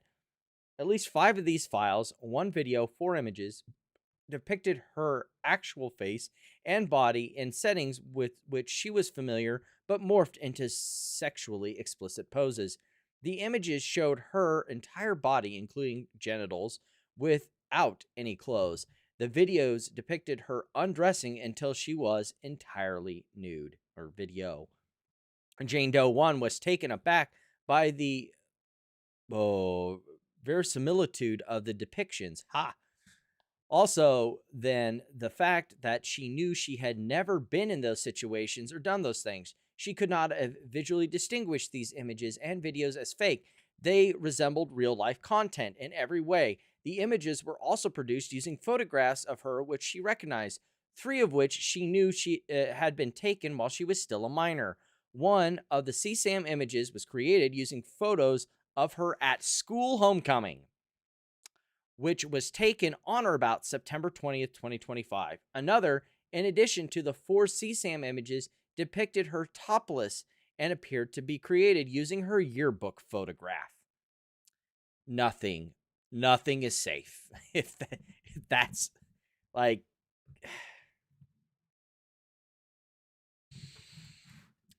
perpetrator had access to Jane Doe 1's images because he had maintained a close and friendly relationship with Jane Doe 1, taking advantage of Jane Doe 1's trust, enticing her to send him photographs of herself.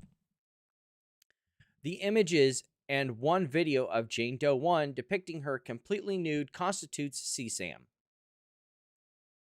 The anonymous Instagram user also sent Jane Doe 1 the AI morphed images of at least 2 other minor females whom she recognized, which also appeared to depict sexually explicit content.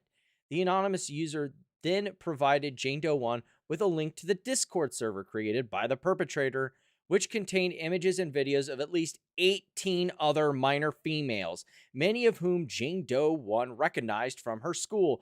The images appeared to have been created from photographs posted on various social media platforms. Whew. Jane Doe 1 began the process of alerting other minor victims and their families, and ultimately local law enforcement was contacted and criminal investigation was opened. In late December 2025, police arrested the perpetrator and conducted a search of his phone. Jane Doe 1 has since learned through the criminal investigation that the perpetrator created other AI-generated material depicting her, including an AI-generated image taken from a photograph of Jane Doe 1 hiking on April 19th, 2025. Jane Doe 1 also learned that the perpetrator uploaded and traded her AI-generated CSAM files on Telegram, a messaging application, and Mega, a file-sharing platform.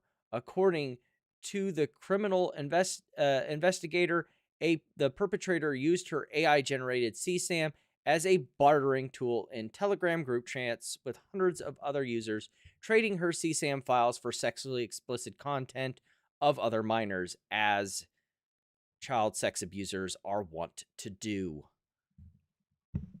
Jane Doe 1 has suffered severe emotional distress. No shit. As a result of the production and distribution of her AI-generated CSAM, she feels acute anxiety about who has viewed these files online and feels a complete lack of control over the ongoing dissemination of the files. Her ability to participate in her normal daily activities has been impaired by the resulting anxiety, depression, and stress. She has difficulty eating and sleeping and suffers from recurring nightmares. She lives in fear that the perpetrator may be continuing to generate additional CSAM content using the exact same AI tools to morph her images, and that other child predators may be continuing to trade these AI-generated CSAM depicting her online. Attending school has become difficult and anxiety-producing. Jane Doe 1 has had to request academic support and special accommodation due to the ongoing mental health issues resulting from the harm of her AI-produced CSAM. Jane Doe 1 has further suffered substantial reputational harm as the AI-generated CSAM was spread among hundreds of users, and it's not clear that the images and video were digitally altered. And just from that one story, we now have like many victims, like at least 20 probably, all with varying numbers of lewd manufactured AI content of them that is now being distributed across the internet. Plaintiff Jane Doe 2, on or about February 12th, 2026. If you thought that this was something that was only happening before the alterations, well, here we go. February 12th, 2026. Jane Doe 2 learned through the ongoing criminal investigation that at least 2 of her images had also been used by the perpetrator to produce AI-generated CSAM using XAI. Law enforcement informed Jane Doe 2, a minor, that her mother that these images included one photograph taken of Jane Doe 2 on the beach in a bikini, which had been morphed to depict her without any clothes. Jane Doe 2 reviewed her Instagram photos and found a series of images taken on October 12, 2025, depicting her in a blue bikini top in a beach setting. On information and belief, the AI-generated CSAM image of Jane Doe 2 was produced between on or about October 12th, 2025, and late December 2025, when the perpetrator was apprehended by law enforcement. I don't know if this is the same or a different story. We'll just chalk it up as a different one.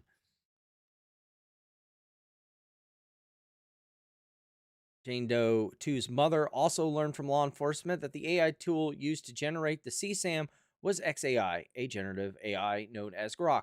According to law enforcement, the perpetrator used an application on his phone through which the AI technology was accessed and used to produce CSAM.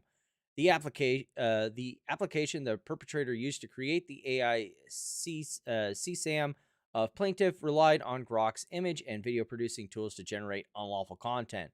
On information and belief, this application was a licensee, okay, so this is a different story, of XAI, or had otherwise purchased its access to Grok and was used as a cutout or middleman so that XAI could intentionally or knowingly profit from the sale of access to the Grok model for illicit and unlawful purposes, such as the production of CSAM while attempting to shield itself from liability. Now, I will say at this point, on information and belief, this is what they assume is happening. It's not necessarily true because, I mean, like anybody can license the material. It could be that third-party company that is allowing more of this content to be done without, like, they're outside the reach. It could also very well be that they are knowingly, like, that, you know, X is knowingly letting them skirt the rules. But again, this is their framing. I'm going to have to insist upon it on this one. And it could be that, you know, the third party one is the one that's trying to sell it as that. But again, it's kind of hard to give them that grace knowing that, you know, when you create a spicy mode that is ostensibly trying to market softcore porn AI generation software, but still, like, you can't, like they're saying on information and belief. I just want to be clear that, like, there's no, they're assuming it, and it could very well be possible. And I wouldn't be surprised if it's possible, but there's no evidence presented that this third party was created or exists for the explicit purpose of trying to shield XAI from liability. On information and belief, any AI generated image or video using Grok, even when initiated through a middleman, application, or platform, requires the use of XAI servers. That makes sense. On which Grok is run to produce the file. XAI has not made Grok's AI model publicly available and has not licensed Grok in its entirety, but instead licensed the use of its servers to these middlemen companies. That's weird. Knowing that any illicit or unlawful content generated through prompts these applications will ultimately be created and distributed from XAI servers. Or are they saying that the third party... Anyway, the Jane Doe 2 has suffered severe emotional distress as a result of the production and distribution of AI-generated CSAM, including acute anxiety. She fears that her classmates and an unknown number of strangers may have already viewed her AI-generated CSAM online. As a result of her anxiety, Jane Doe 2 is unable to sleep to the point of seeking medical intervention. Jane Doe 2 is terrified of retribution for participating in the criminal investigation and is fearful of engaging in her normal daily activities as a result. She has begun self-isolating and avoiding being on her school campus and even dreads attending her own graduation. That's fucking...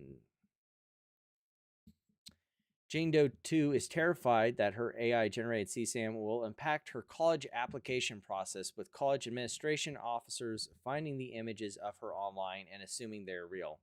Because, I mean, like, there are key cues that you can use to determine if an image is AI, but a lot of them can look pretty pretty authentic unless you're really looking.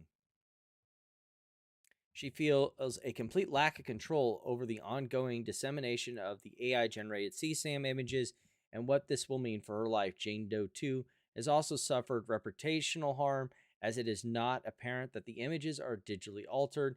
Jane Doe 2 further fears that for her safety, that as an AI-generated CSAM creates a substantial risk that people will discover her real identity and she will become a victim of stalking. Plaintiff Jane Doe 3. Okay, so all these dates are the same, so I'm going to assume they all stem from the same investigation. I mean, because they said there was like, what, 13 or some... Where was the...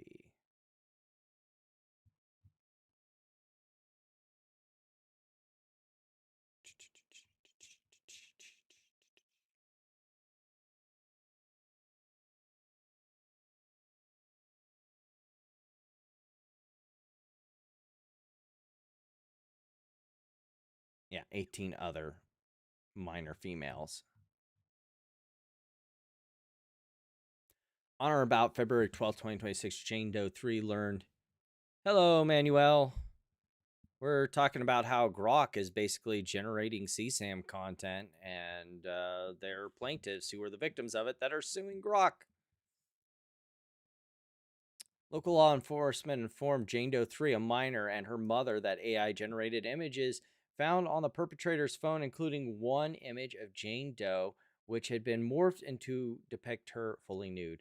On information and belief, the AI-generated CSAM image of Jane Doe 3 was produced between July, in or about July 28, 2025, when Grok image was released, and with the ability to produce sexually explicit content, and late 2025, when the perpetrator was apprehended by law enforcement. So wait, that must mean that those are different, maybe?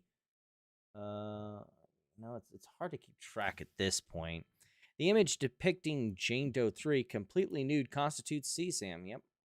Okay, so that was the long and short of that. Okay, ongoing harm from the dissemination of plaintiff CSAM files. Yep. And they're going to go class action, which makes sense because we already know we have at least 18 different other victims plus whatever. So class action definitely makes sense at this point. Count 1, Marcia's Law, production with intent to distribute child pornography. Yeah. Marcia's Law, distribution of child pornography.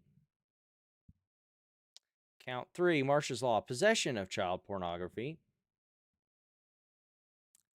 Count 4, Trafficking Victims Protection Act, beneficiary liability. Count 5, California's statutory right of publicity. Plaintiffs reallege and incorporate. Yep. California's right of publicity statute protects minors from the unauthorized appropriation of a minor's identity. Okay. Couldn't remember what that was about. Count 6, California's unfair competition law. Unlawful, unfair, fraudulent business. Okay, so basically falsely appropriating their likeness. Strict liability, design defect. At all relevant times, defendants designed, developed, managed, and operated, tested, produced, labeled, marketed, advertised, promoted, controlled, sold, supplied, distributed, and benefited from Grok's creation. Okay, so basically they manufactured a faulty product and they're, yeah, that design defect, strict liability, and negligence. Negligent undertaking. Plaintiffs bring this count individually on behalf of the other class members they seek to represent. Defendants created Grok to generate sexually explicit content. True. Defendant should have recognized that the effective safety measures were needed to the provision of creation and distribution of AI-generated CSAM depicting real minors, as occurred with plaintiffs and the proposed class. Defendant could have avoided plaintiffs' injuries with minimal costs, including, for example, incorporating safety features to prevent the creation and distribution of AI-generated CSAM depicting real minors. Yeah. Negligence per se. Yep, that makes sense. negligent infliction of emotional distress. Is that one I'm a little curious about because this is being filed in California. So does California have negligent infliction of emotional distress? Because I know a lot of states don't. It has to be, you have to be willfully inflicting emotional distress. But that's possible. I don't know California law, so I don't know about that. I assume if a real lawyer has put that as a header, then that's a thing. Count 12. Intentional infliction of emotional distress. There's that. So they're going to try and, I assume, covering bases. If they don't get one, they can get the other. Public nuisance. A public nuisance, an unreasonable interference with a right common to the general public and circumstance that may sustain a holding that an interference with a public right is unreasonable and include conduct which involves a significant interference with the public health, the public safety, the public peace, the public comfort, or the public convenience. Conduct prescribed by a statute, ordinance, or administrative regulation, or conduct of a concerning nature or has produced a permanent or long-lasting effect, and that the actor knows or has reason to know that has a significant effect upon the public right. Okay. So, yeah, I feel like a piece of my soul has been stolen by having to read that a second time. Yikes. I hope that they do get some recompense for that because, like, that is a whole new level of shit. I knew from when it came out that people were trying to exploit it to make nudies. And I knew that some of the content was at least real, like usually celebrity figures that, and I knew from listening to, what's the YouTuber I'm trying to think of? I know I should know him. There's so many channels I'm subscribed to at this point that it's hard to keep track of all of them.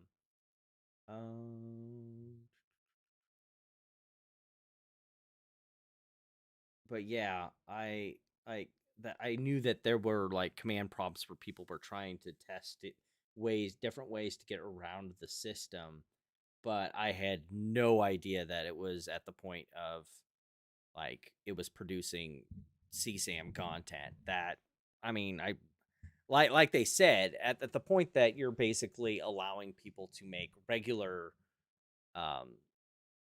suggestive or not safe for work content. I mean, the program can do it for anybody at that point. But wow, that was a new low, for sure.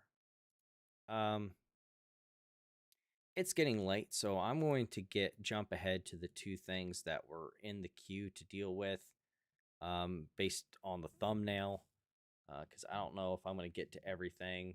But let's hop on over to the it was actually an update from today.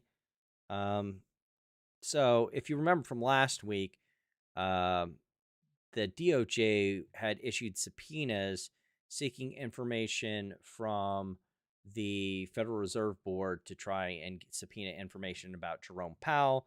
Those were denied in a blistering memorandum opinion by Chief Justice Boasberg on the D.C.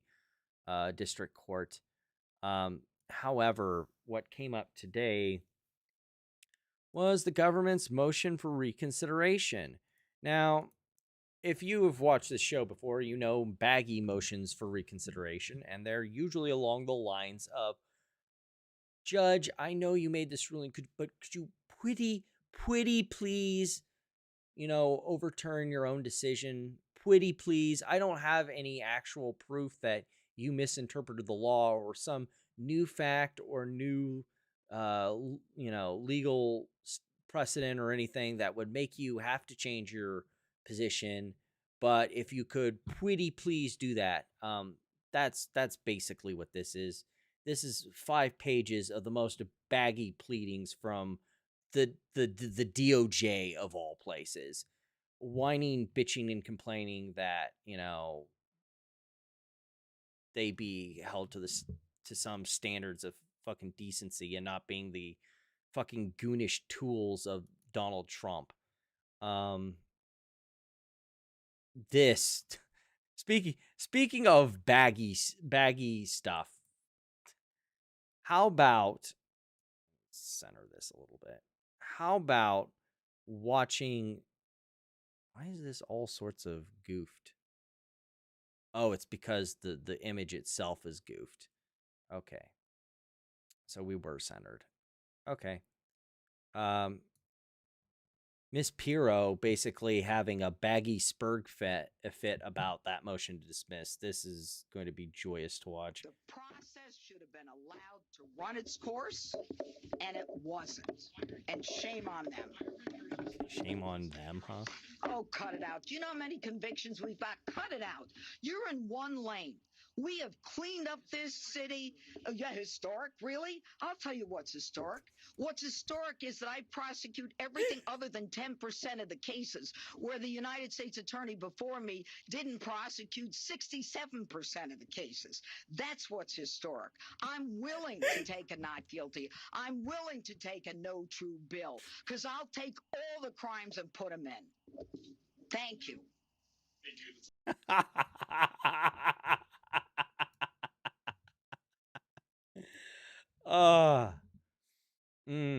Get wrecked. Get fucking wrecked. I close all this up here to get back to that. I am saddened that we did not get to this last time we were here. Bill Pulte asking for protection from the government. Like a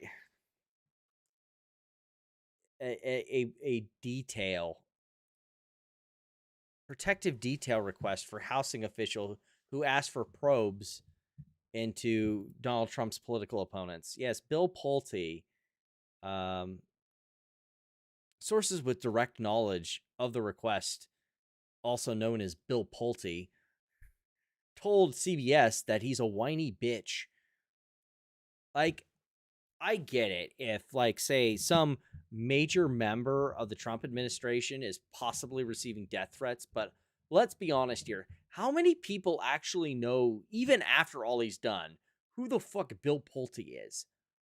Like, and also just the idea that, like, the guy who, prior to getting this office, the most recent thing he was doing was cyber stalking a single mother and her children, is suddenly like, oh, I need protection from the big meanies on the internet who call me names because I'm a fucking Trump simp. Fuck off. Yeah, I would like to see actual evidence of those fucking death threats. Credible threats. Yeah, like there's been credible threats about, like, people that, like, actually known in the administration. The idea that Bill Pulte, like, we're just supposed to believe without any evidence that Bill Pulte is getting death threats. This dude couldn't be more anonymous unless he was, like, actual in protective custody. The request for Pulte was made by FHFA Acting Inspector General Christian Schrack, who until December worked as the Deputy Inspector General for Investigations. Schrack was installed in December, about a month after the White House removed the housing agency's then Inspector General Joe Allen. Yeah.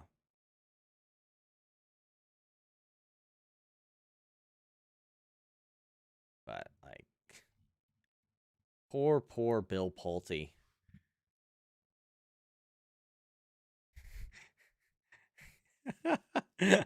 and like I said, this is the first time Bill has done this. Like, right after their, like, little right before their first meetup in Florida, they were talking about how 4chan was sending them threats and doxing their public event.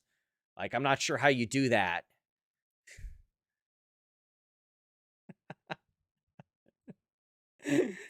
Game Informer, always with the best there.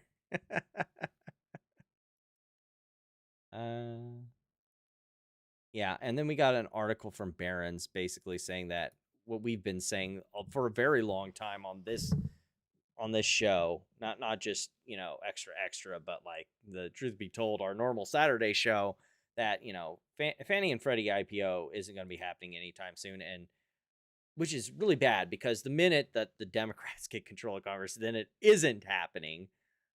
We've long said that this isn't a priority of the administration. In fact, the longer this has gone on, the more it's proved that it's a Bill Pulte priority. That Bill wants something that he can campaign on when he wants to run for public office, and that's why he's been pushing this so hard for the president to do this thing, because he wants something he can campaign on when he eventually runs for public office. Because we know that's what the next step for Bill is to trade on his time as FHFA director in order to seek some other public office, or to go back into the private sector and pretend like he actually knows what the fuck he's doing. Look, I bribed the president to get me a spot in the administration. That means that I am totally competent and can be trusted with, you know, further public office.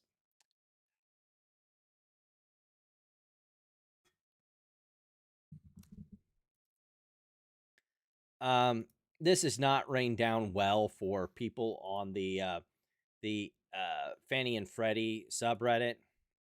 Some of them were asking what this whole thing was about, which, if you do go to the tweet, is this. 1 second. As a result of my direction to purchase $200 billion in mortgage bonds, a risky move, perhaps, but not for me. Mortgage rates are now the lowest in more than 5 years, and the annual cost of a typical new mortgage is down almost $5,000. Yeah, like the whole point of that clip. My direction. I told you to shut up. So yeah, like the whole point of that clip is to basically brag about how they're manipulating the mortgage market to try and shove prices down, because they can't shove actual housing prices down, because that would piss off Trump's boomer voter base, to basically build, you know, make it easier to build new housing, and, you know, lower home prices. And make them more affordable for Americans, because that would mean the paper wealth of his boomers that vote for him would go down. So the only other way to lower home prices is to artificially push down interest rates. And the way you do that is to control who issues interest rates, or, you know, conveniently, like Fannie and Freddie Mae, controls the entire secondary market for mortgages. So, like, they're not, like, him bragging about this, Pulte bragging about this, Trump bragging about this, is just proof that they are not in any hurry to get rid of Fannie and Freddie, because it's too politically convenient for them. Like, there's no reason whatsoever for them to do that, because, you know, like, it's much easier for them to keep Fannie and Freddie so that they can continue going about manipulating the housing market, or the mortgage market at least. And part and parcel to that is manipulating the housing market. So, you know, just, you know, government doing government things. What else do we got here? Of course, Bill Ackman, being the total baggy he is telling people to be patient. And I don't know. I've been paying attention on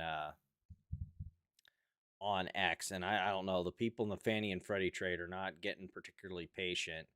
Like, Bill here at this point, I think it's just like, it's like the Ryan Cohen situation. His reputation is too much tied to this, and so he's got to keep pumping it. I see more of that here. He says he's working on it, and as we know, he did go up to the White House to try and convince Donald Trump to basically push this through. But again, it's not a priority, because their priority is manipulating the interest rates. That's why he wants Jerome Powell out of the way, so he can shove interest rates down. Like, this is all part of that game. At what point does administration meme post become a liability? Yeah, I don't know about that. I'm not sure how the SEC would hold the government. Yeah. Yeah, sure. Yeah. Also, that is the weirdest. Like, at least this looks like Bill Ackman, sort of. Is this supposed to be Michael Burry over here? Because if so, that's it's not the greatest attempt at rendition of Michael Burry. Just not gonna lie on that. Yeah, but what promises has Donald Trump made? Like, he hasn't made any promises to you. Like, all the posts about Fannie and Freddie have been memes that have started with Bill, and Bill's been like, hey, it'd be really cool if you'd post this, Donald, and he posts it. Because, of course, the last person into Donald Trump's ear is the person who wins. So, like, what promises has he made to Fannie and Freddie people? Like, I just wishful thinking on total bag holders. I'm gonna take a brief second here and pop out another beer, and then we're gonna talk about James Fishback. So if you will give me just one moment, I'll be right back.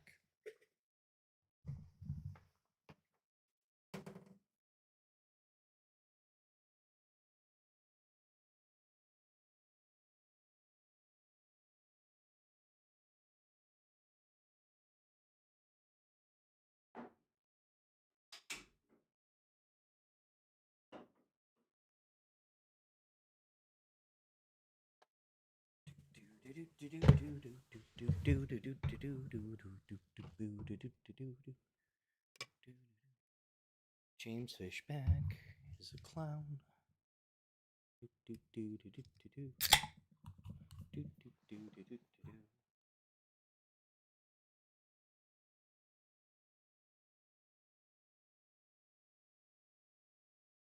So last we left off with James Fishback, he was slated for a show cause hearing for contempt, civil contempt. He has sanctions already against him for failing to upkeep his discovery obligations, and things are just not getting better for him. Oh, this is the New York one. Whoopsies, that's the wrong lawsuit. We back this up. I need this one.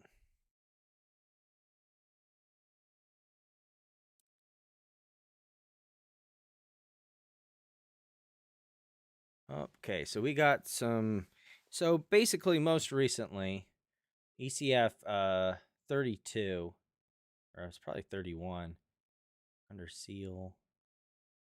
Its unopposed motion to compel is granted no later than March 22nd. Arizona must produce the document. Okay, yes, that was last week. So, yeah, this was last week. So this is the most recent thing here. We had a sealed. I believe ECF number 72 is sealed. Let's go back here because IC 71, which is the order on motion to file 67 under seal, which did happen, it looks like. Yeah, because there's no 67, which would be right here. So obviously ECF 72 was filed under seal.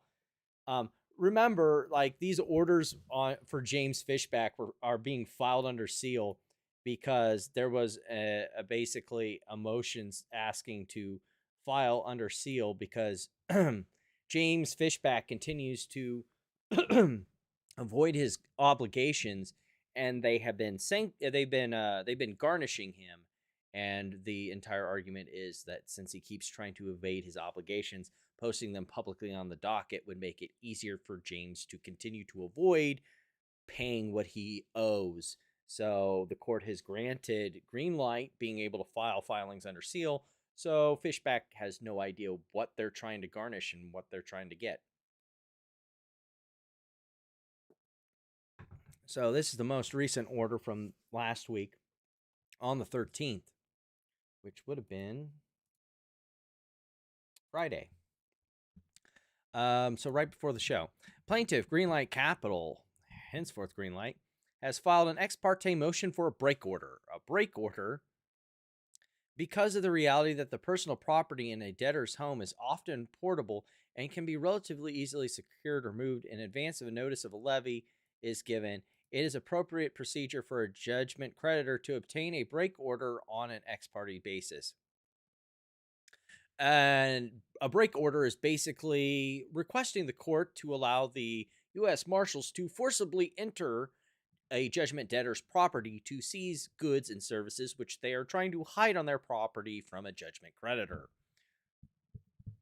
Just so we know where we're going here. Under common law of Florida, a break order is customarily obtained by the creditor for the limited purposes of allowing the sheriff to forcibly enter the residence. In a post-judgment case filed in a federal court, a break order may authorize the United States Marshal Service, again, may, at the discretion of the marshal, to forcibly, if necessary, enter a debtor's home to seize property. The basis for this motion is that defendant Fishback has not made a single payment to satisfy final judgment owed to Greenlight. Defendant has also allegedly ignored this court's order, which required the defendant to turn over all of his stock and or share certificates in AZRH Capital. Yes, they are seizing his fucking hedge fund. Amazing. And turn it over to the United States Marshal Service no later than January 30th, 2026, a whole month ago. Additionally, defendant was ordered to turn over the 43 luxury items recently purchased from JP Morgan Chase bank account ending in 1864. Again, defendant declined to comply. A deadline to comply was January 30th, and that didn't fucking happen. Thus, plaintiff seeks the issuance of a break order because plaintiff has willfully disregarded this court's orders. Essentially, then, the basis for this motion is plaintiff's assertion that defendant Fishback refuses to comply with court orders. A party may be held in civil contempt for failing to obey court orders. In this case, an order has been entered by the U.S. District Court Judge Mark E. Walker, which requires defendant Fishback to appear in person Wednesday, April 1st, 2026, to show cause why he should not be held in civil contempt. It is likely, if not certain, that the hearing will impact the issues surrounding the motion. For that reason, the ruling on the instant motion is deferred. It does not appear that the deferral will cause prejudice to the plaintiff, as it has not been alleged that the defendant is destroying, hiding, or otherwise improperly disposing of property. Rather, the motion rests on the fact that the Marshal Service advised that it required a break order to enter the defendant's premises. Should the situation change before April 1st contempt hearing, plaintiff should inform the court accordingly. It is ordered that the ruling is deferred until the April 1st contempt hearing. I really hope that we get a Zoom hearing on this so all of us can listen in. The next point I really have for James Fishback is that,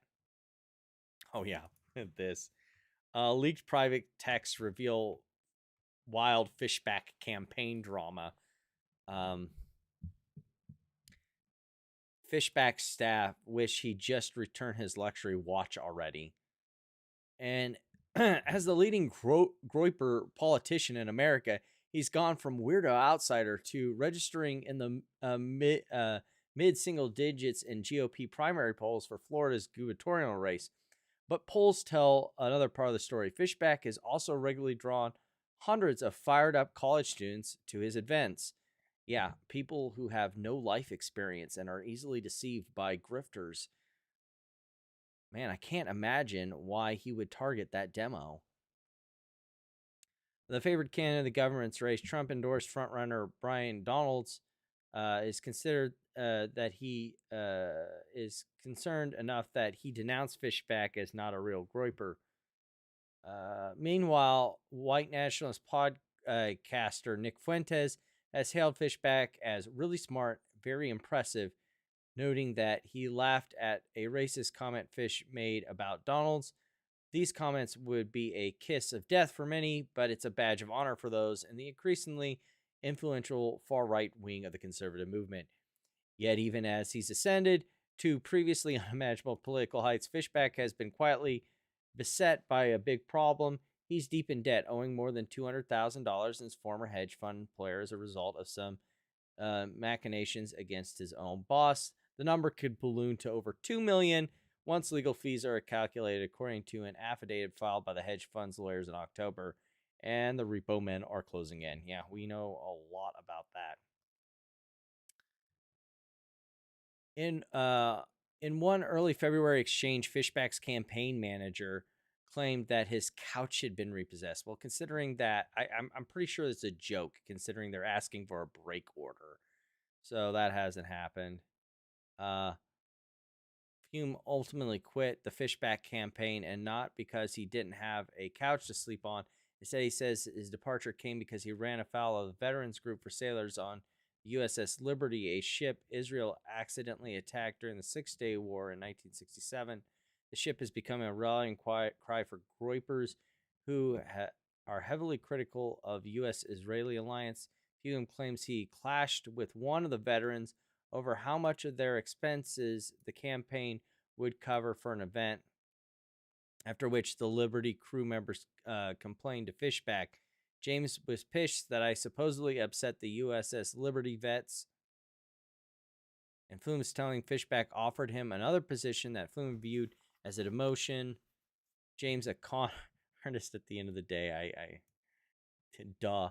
Nearly a month after this departure, Flume now insists that Fishback is misleading his supporters. He compares his campaign to the movie Wolf of Wall Street.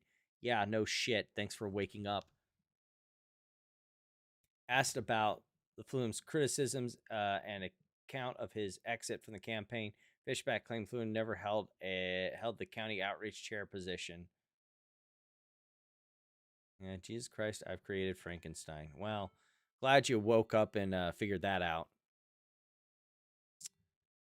Welcome to the party. More text. She also appeared to have doubts about whether Fishback was really unable to hand over the watch. He claims he lost it or something. I don't know. Oh, for fuck's sake.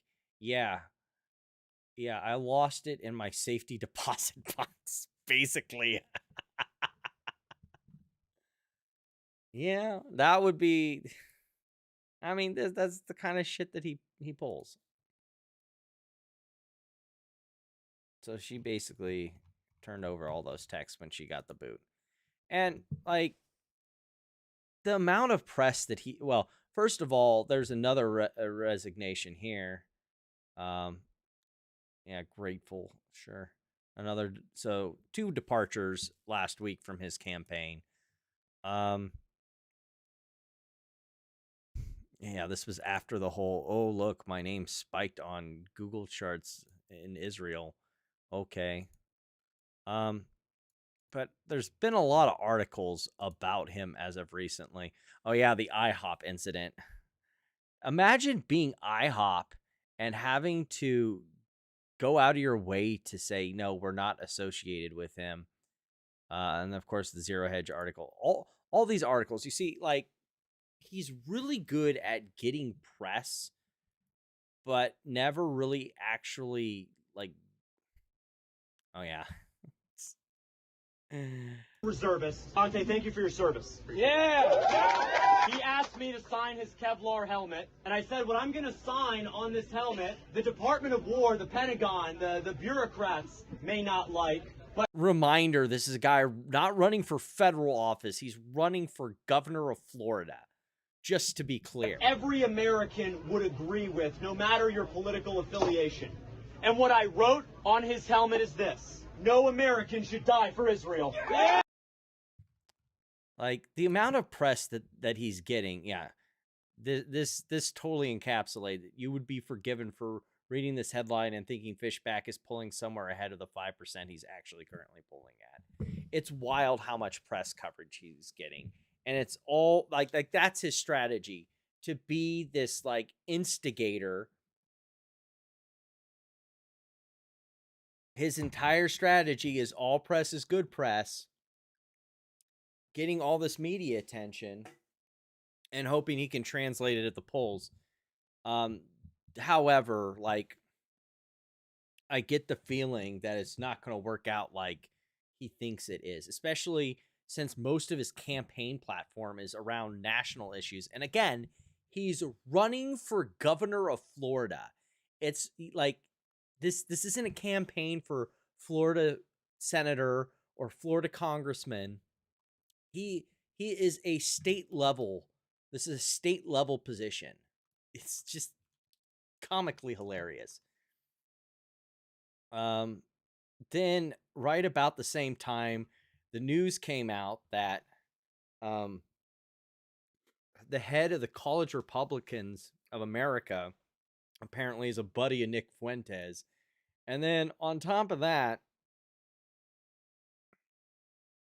right about the time that, the University of Florida College Republicans starts going in hard for Fishback, yeah, like this here, you got your meet up that happened on the 11th. I personally prefer this poster. But right about this time, the University of Florida disbands the College Republican chapter. They basically got a phone call from the Florida College Republicans basically saying, yeah, we don't recognize this branch. Please cancel it. We're withdrawing their charter. And so the University of Florida basically did that. And so naturally, like my thought was that they're saying, so this count is obviously a person who lives in Florida. If the UF College Republicans assertion is true that CRA is not FFRC, is their chartering body, then that's not as simple as at first look. I don't know what it said in their registered student organization paperwork. Why did the UF think it was the FFRC?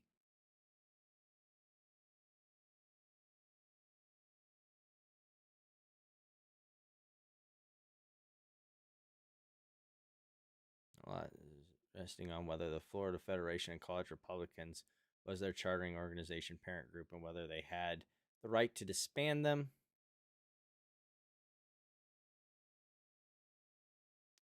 And my point on this was it could be that they're simply trading on the College Republicans name. Pick a name that's close to confuse normies intentionally. Kind of like how the Westboro Baptist Church isn't a Baptist church. They're just a cult that just dresses themselves up as Baptists.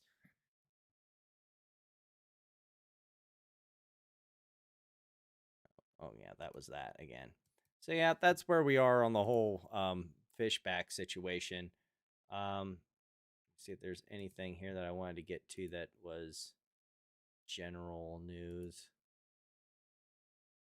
before I wrap things up. It's getting about that time. Do this.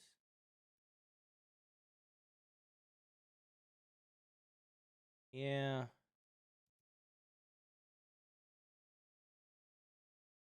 I think.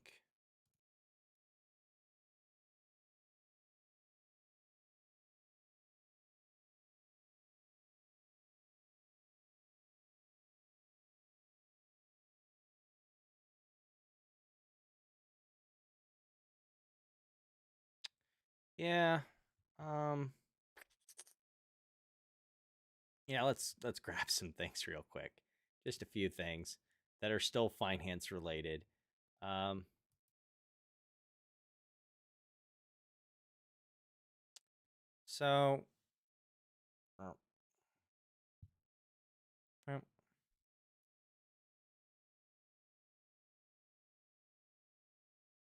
So first up, we're having another wonderful Mar-a-Lago crypto bro bribe the president event. Buy my Trump token so I can use you as exit liquidity. Fun times to be had by all. Funny enough, Crypto Rug Munchers, which is one of the channels I like to follow for all these like crypto grift schemes and all this stuff. This was back on March 13th, so Friday. Yeah, Trump token was up 30% on that announcement alone. I don't know where it's at right now, and I care to look. But if that wasn't the only grift that was running, Trump fundraising email uses photo from soldiers, and promises that you'll get access to private national security briefs, which Yikes. Super yikes.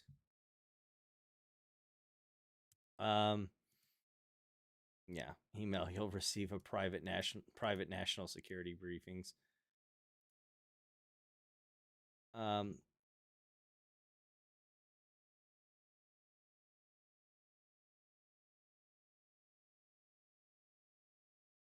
don't think there's anything going on that case just yet. This, however, was funny.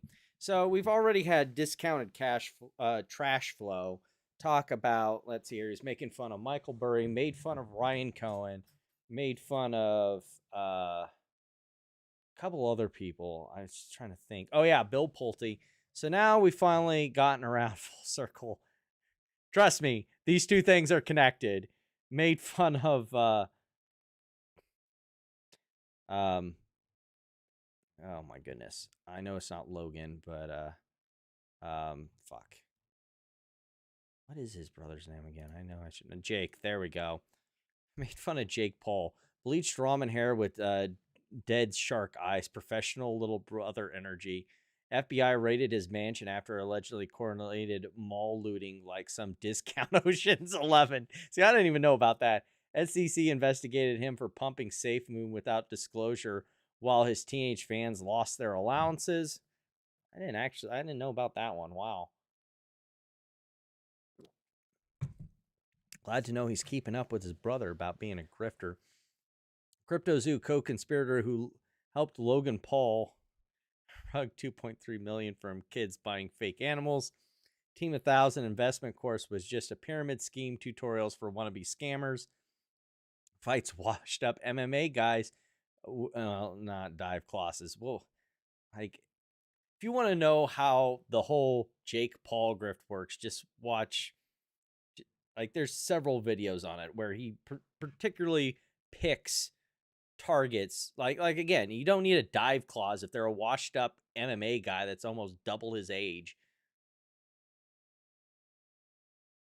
Like Eye Patch Wolf pretty much goes into the whole like Jake Paul fight scam thing. Like he picks his targets for a reason. They're old, washed up MMA guys that he can beat because he's young and can train literally every moment of his life.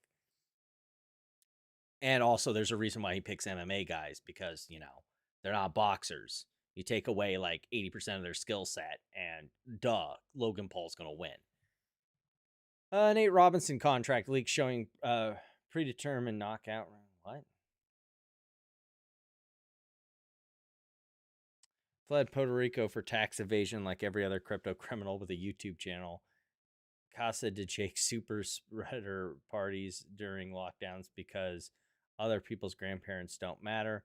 Claims 6'1" fight cards while claims 6'1" on fight cards while being 5'11" in Air Force Ones.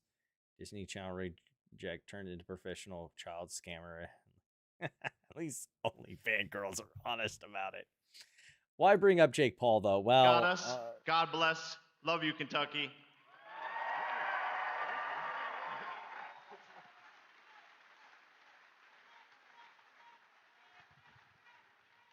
No, he's a great guy. He's a courageous guy and a talented guy. He's a hell of a fighter too, by the way. Not really. not even at all. And I just want to say, I'm going to make a prediction that you will be, in the not too distant future, running for political office. God, fucking, if that happens, fucking end me. Lord, come take me from this woeful planet if that happens. Fuck. Anyway. Now, there might be a reason for that. I mean, maybe if you do a 30-minute interview basically licking Donald Trump's taint clean and glazing his balls, sure, he's going to talk nice about you because that's how Donald Trump works, but it doesn't make Jake Paul a good person. Then, of course,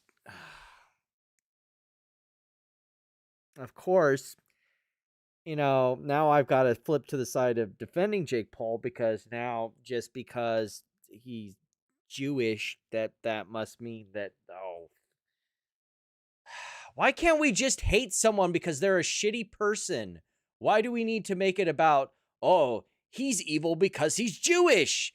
He's just a shitty fucking person. Can we just all agree on that? Can we just agree Jake Paul is a shitty person?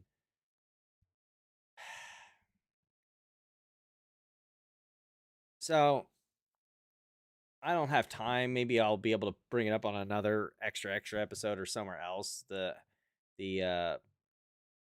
motion to dismiss the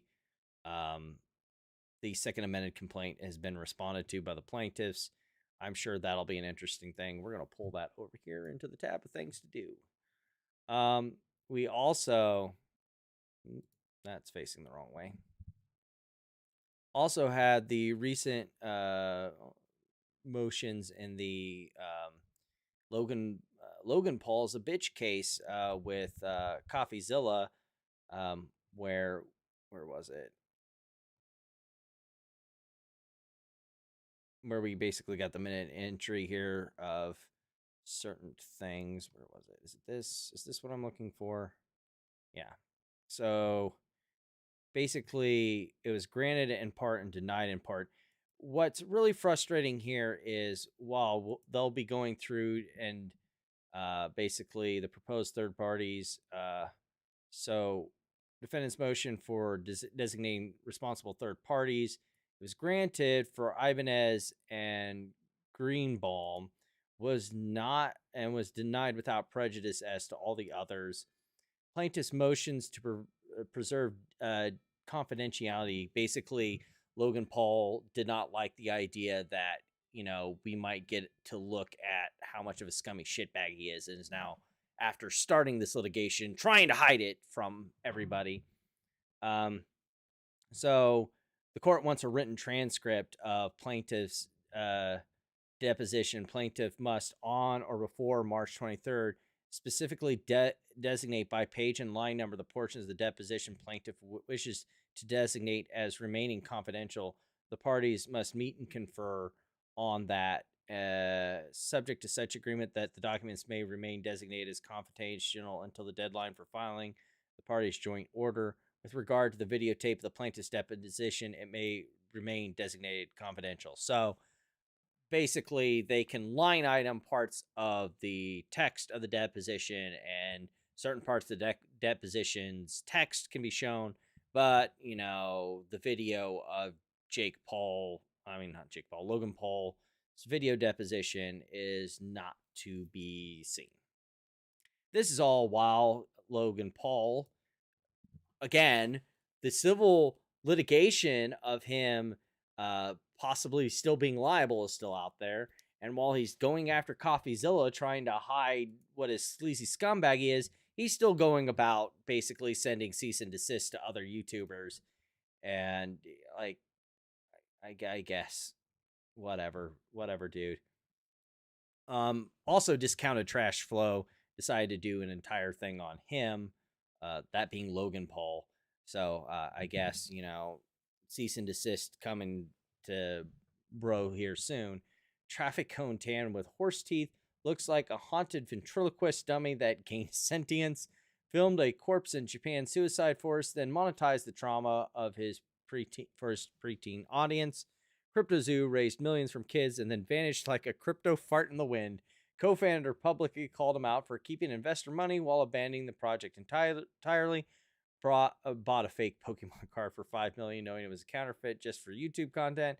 Totally missed on the whole liquid marketplace scheme in there. Prime Energy drink faces lawsuits for pumping kids full of dangerous caffeine. Promotes gambling streams to minors like some discount Atlantic City floor manager. Hairline faker than his concern for suicide victims whose head screams hair transplant gone wrong. WWE hired his dead body exploiter because controversy pays better than human decency.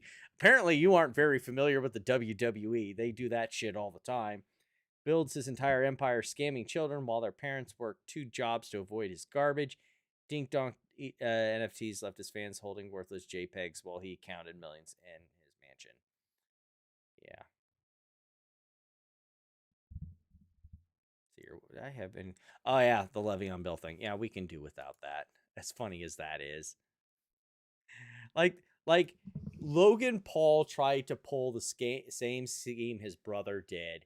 Said after basically, Tom Brady eviscerated his masculinity live on a video, saying that he didn't have the same athleticism as NFL players. So he then tried to pick a fight with an active NFL player, which was a choice, by the way, a very concerted choice where obviously no active NFL player who has to train and be ready for the NFL is going to, be ready for a fight. And very unlikely that a team is going to let them fight. So it's a toothless challenge. And then on top of that, basically got some call outs from people who did have the time, former NFL people like Le'Veon Bell, who's an actual boxer.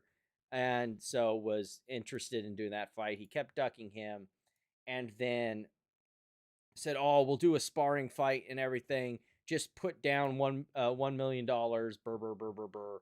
And then, of course, into the chat walks the WWE, who right before WrestleMania, of course, is not going to let him fight. Duh. And so that was always going to be his out from this. Like, this was all about, Logan Paul basically being a fucking coward, as per usual. But that'll leave it for us tonight. Hope you enjoyed the show. Hope you enjoyed St. Patrick's Day. Have a great rest of the week, and we will see you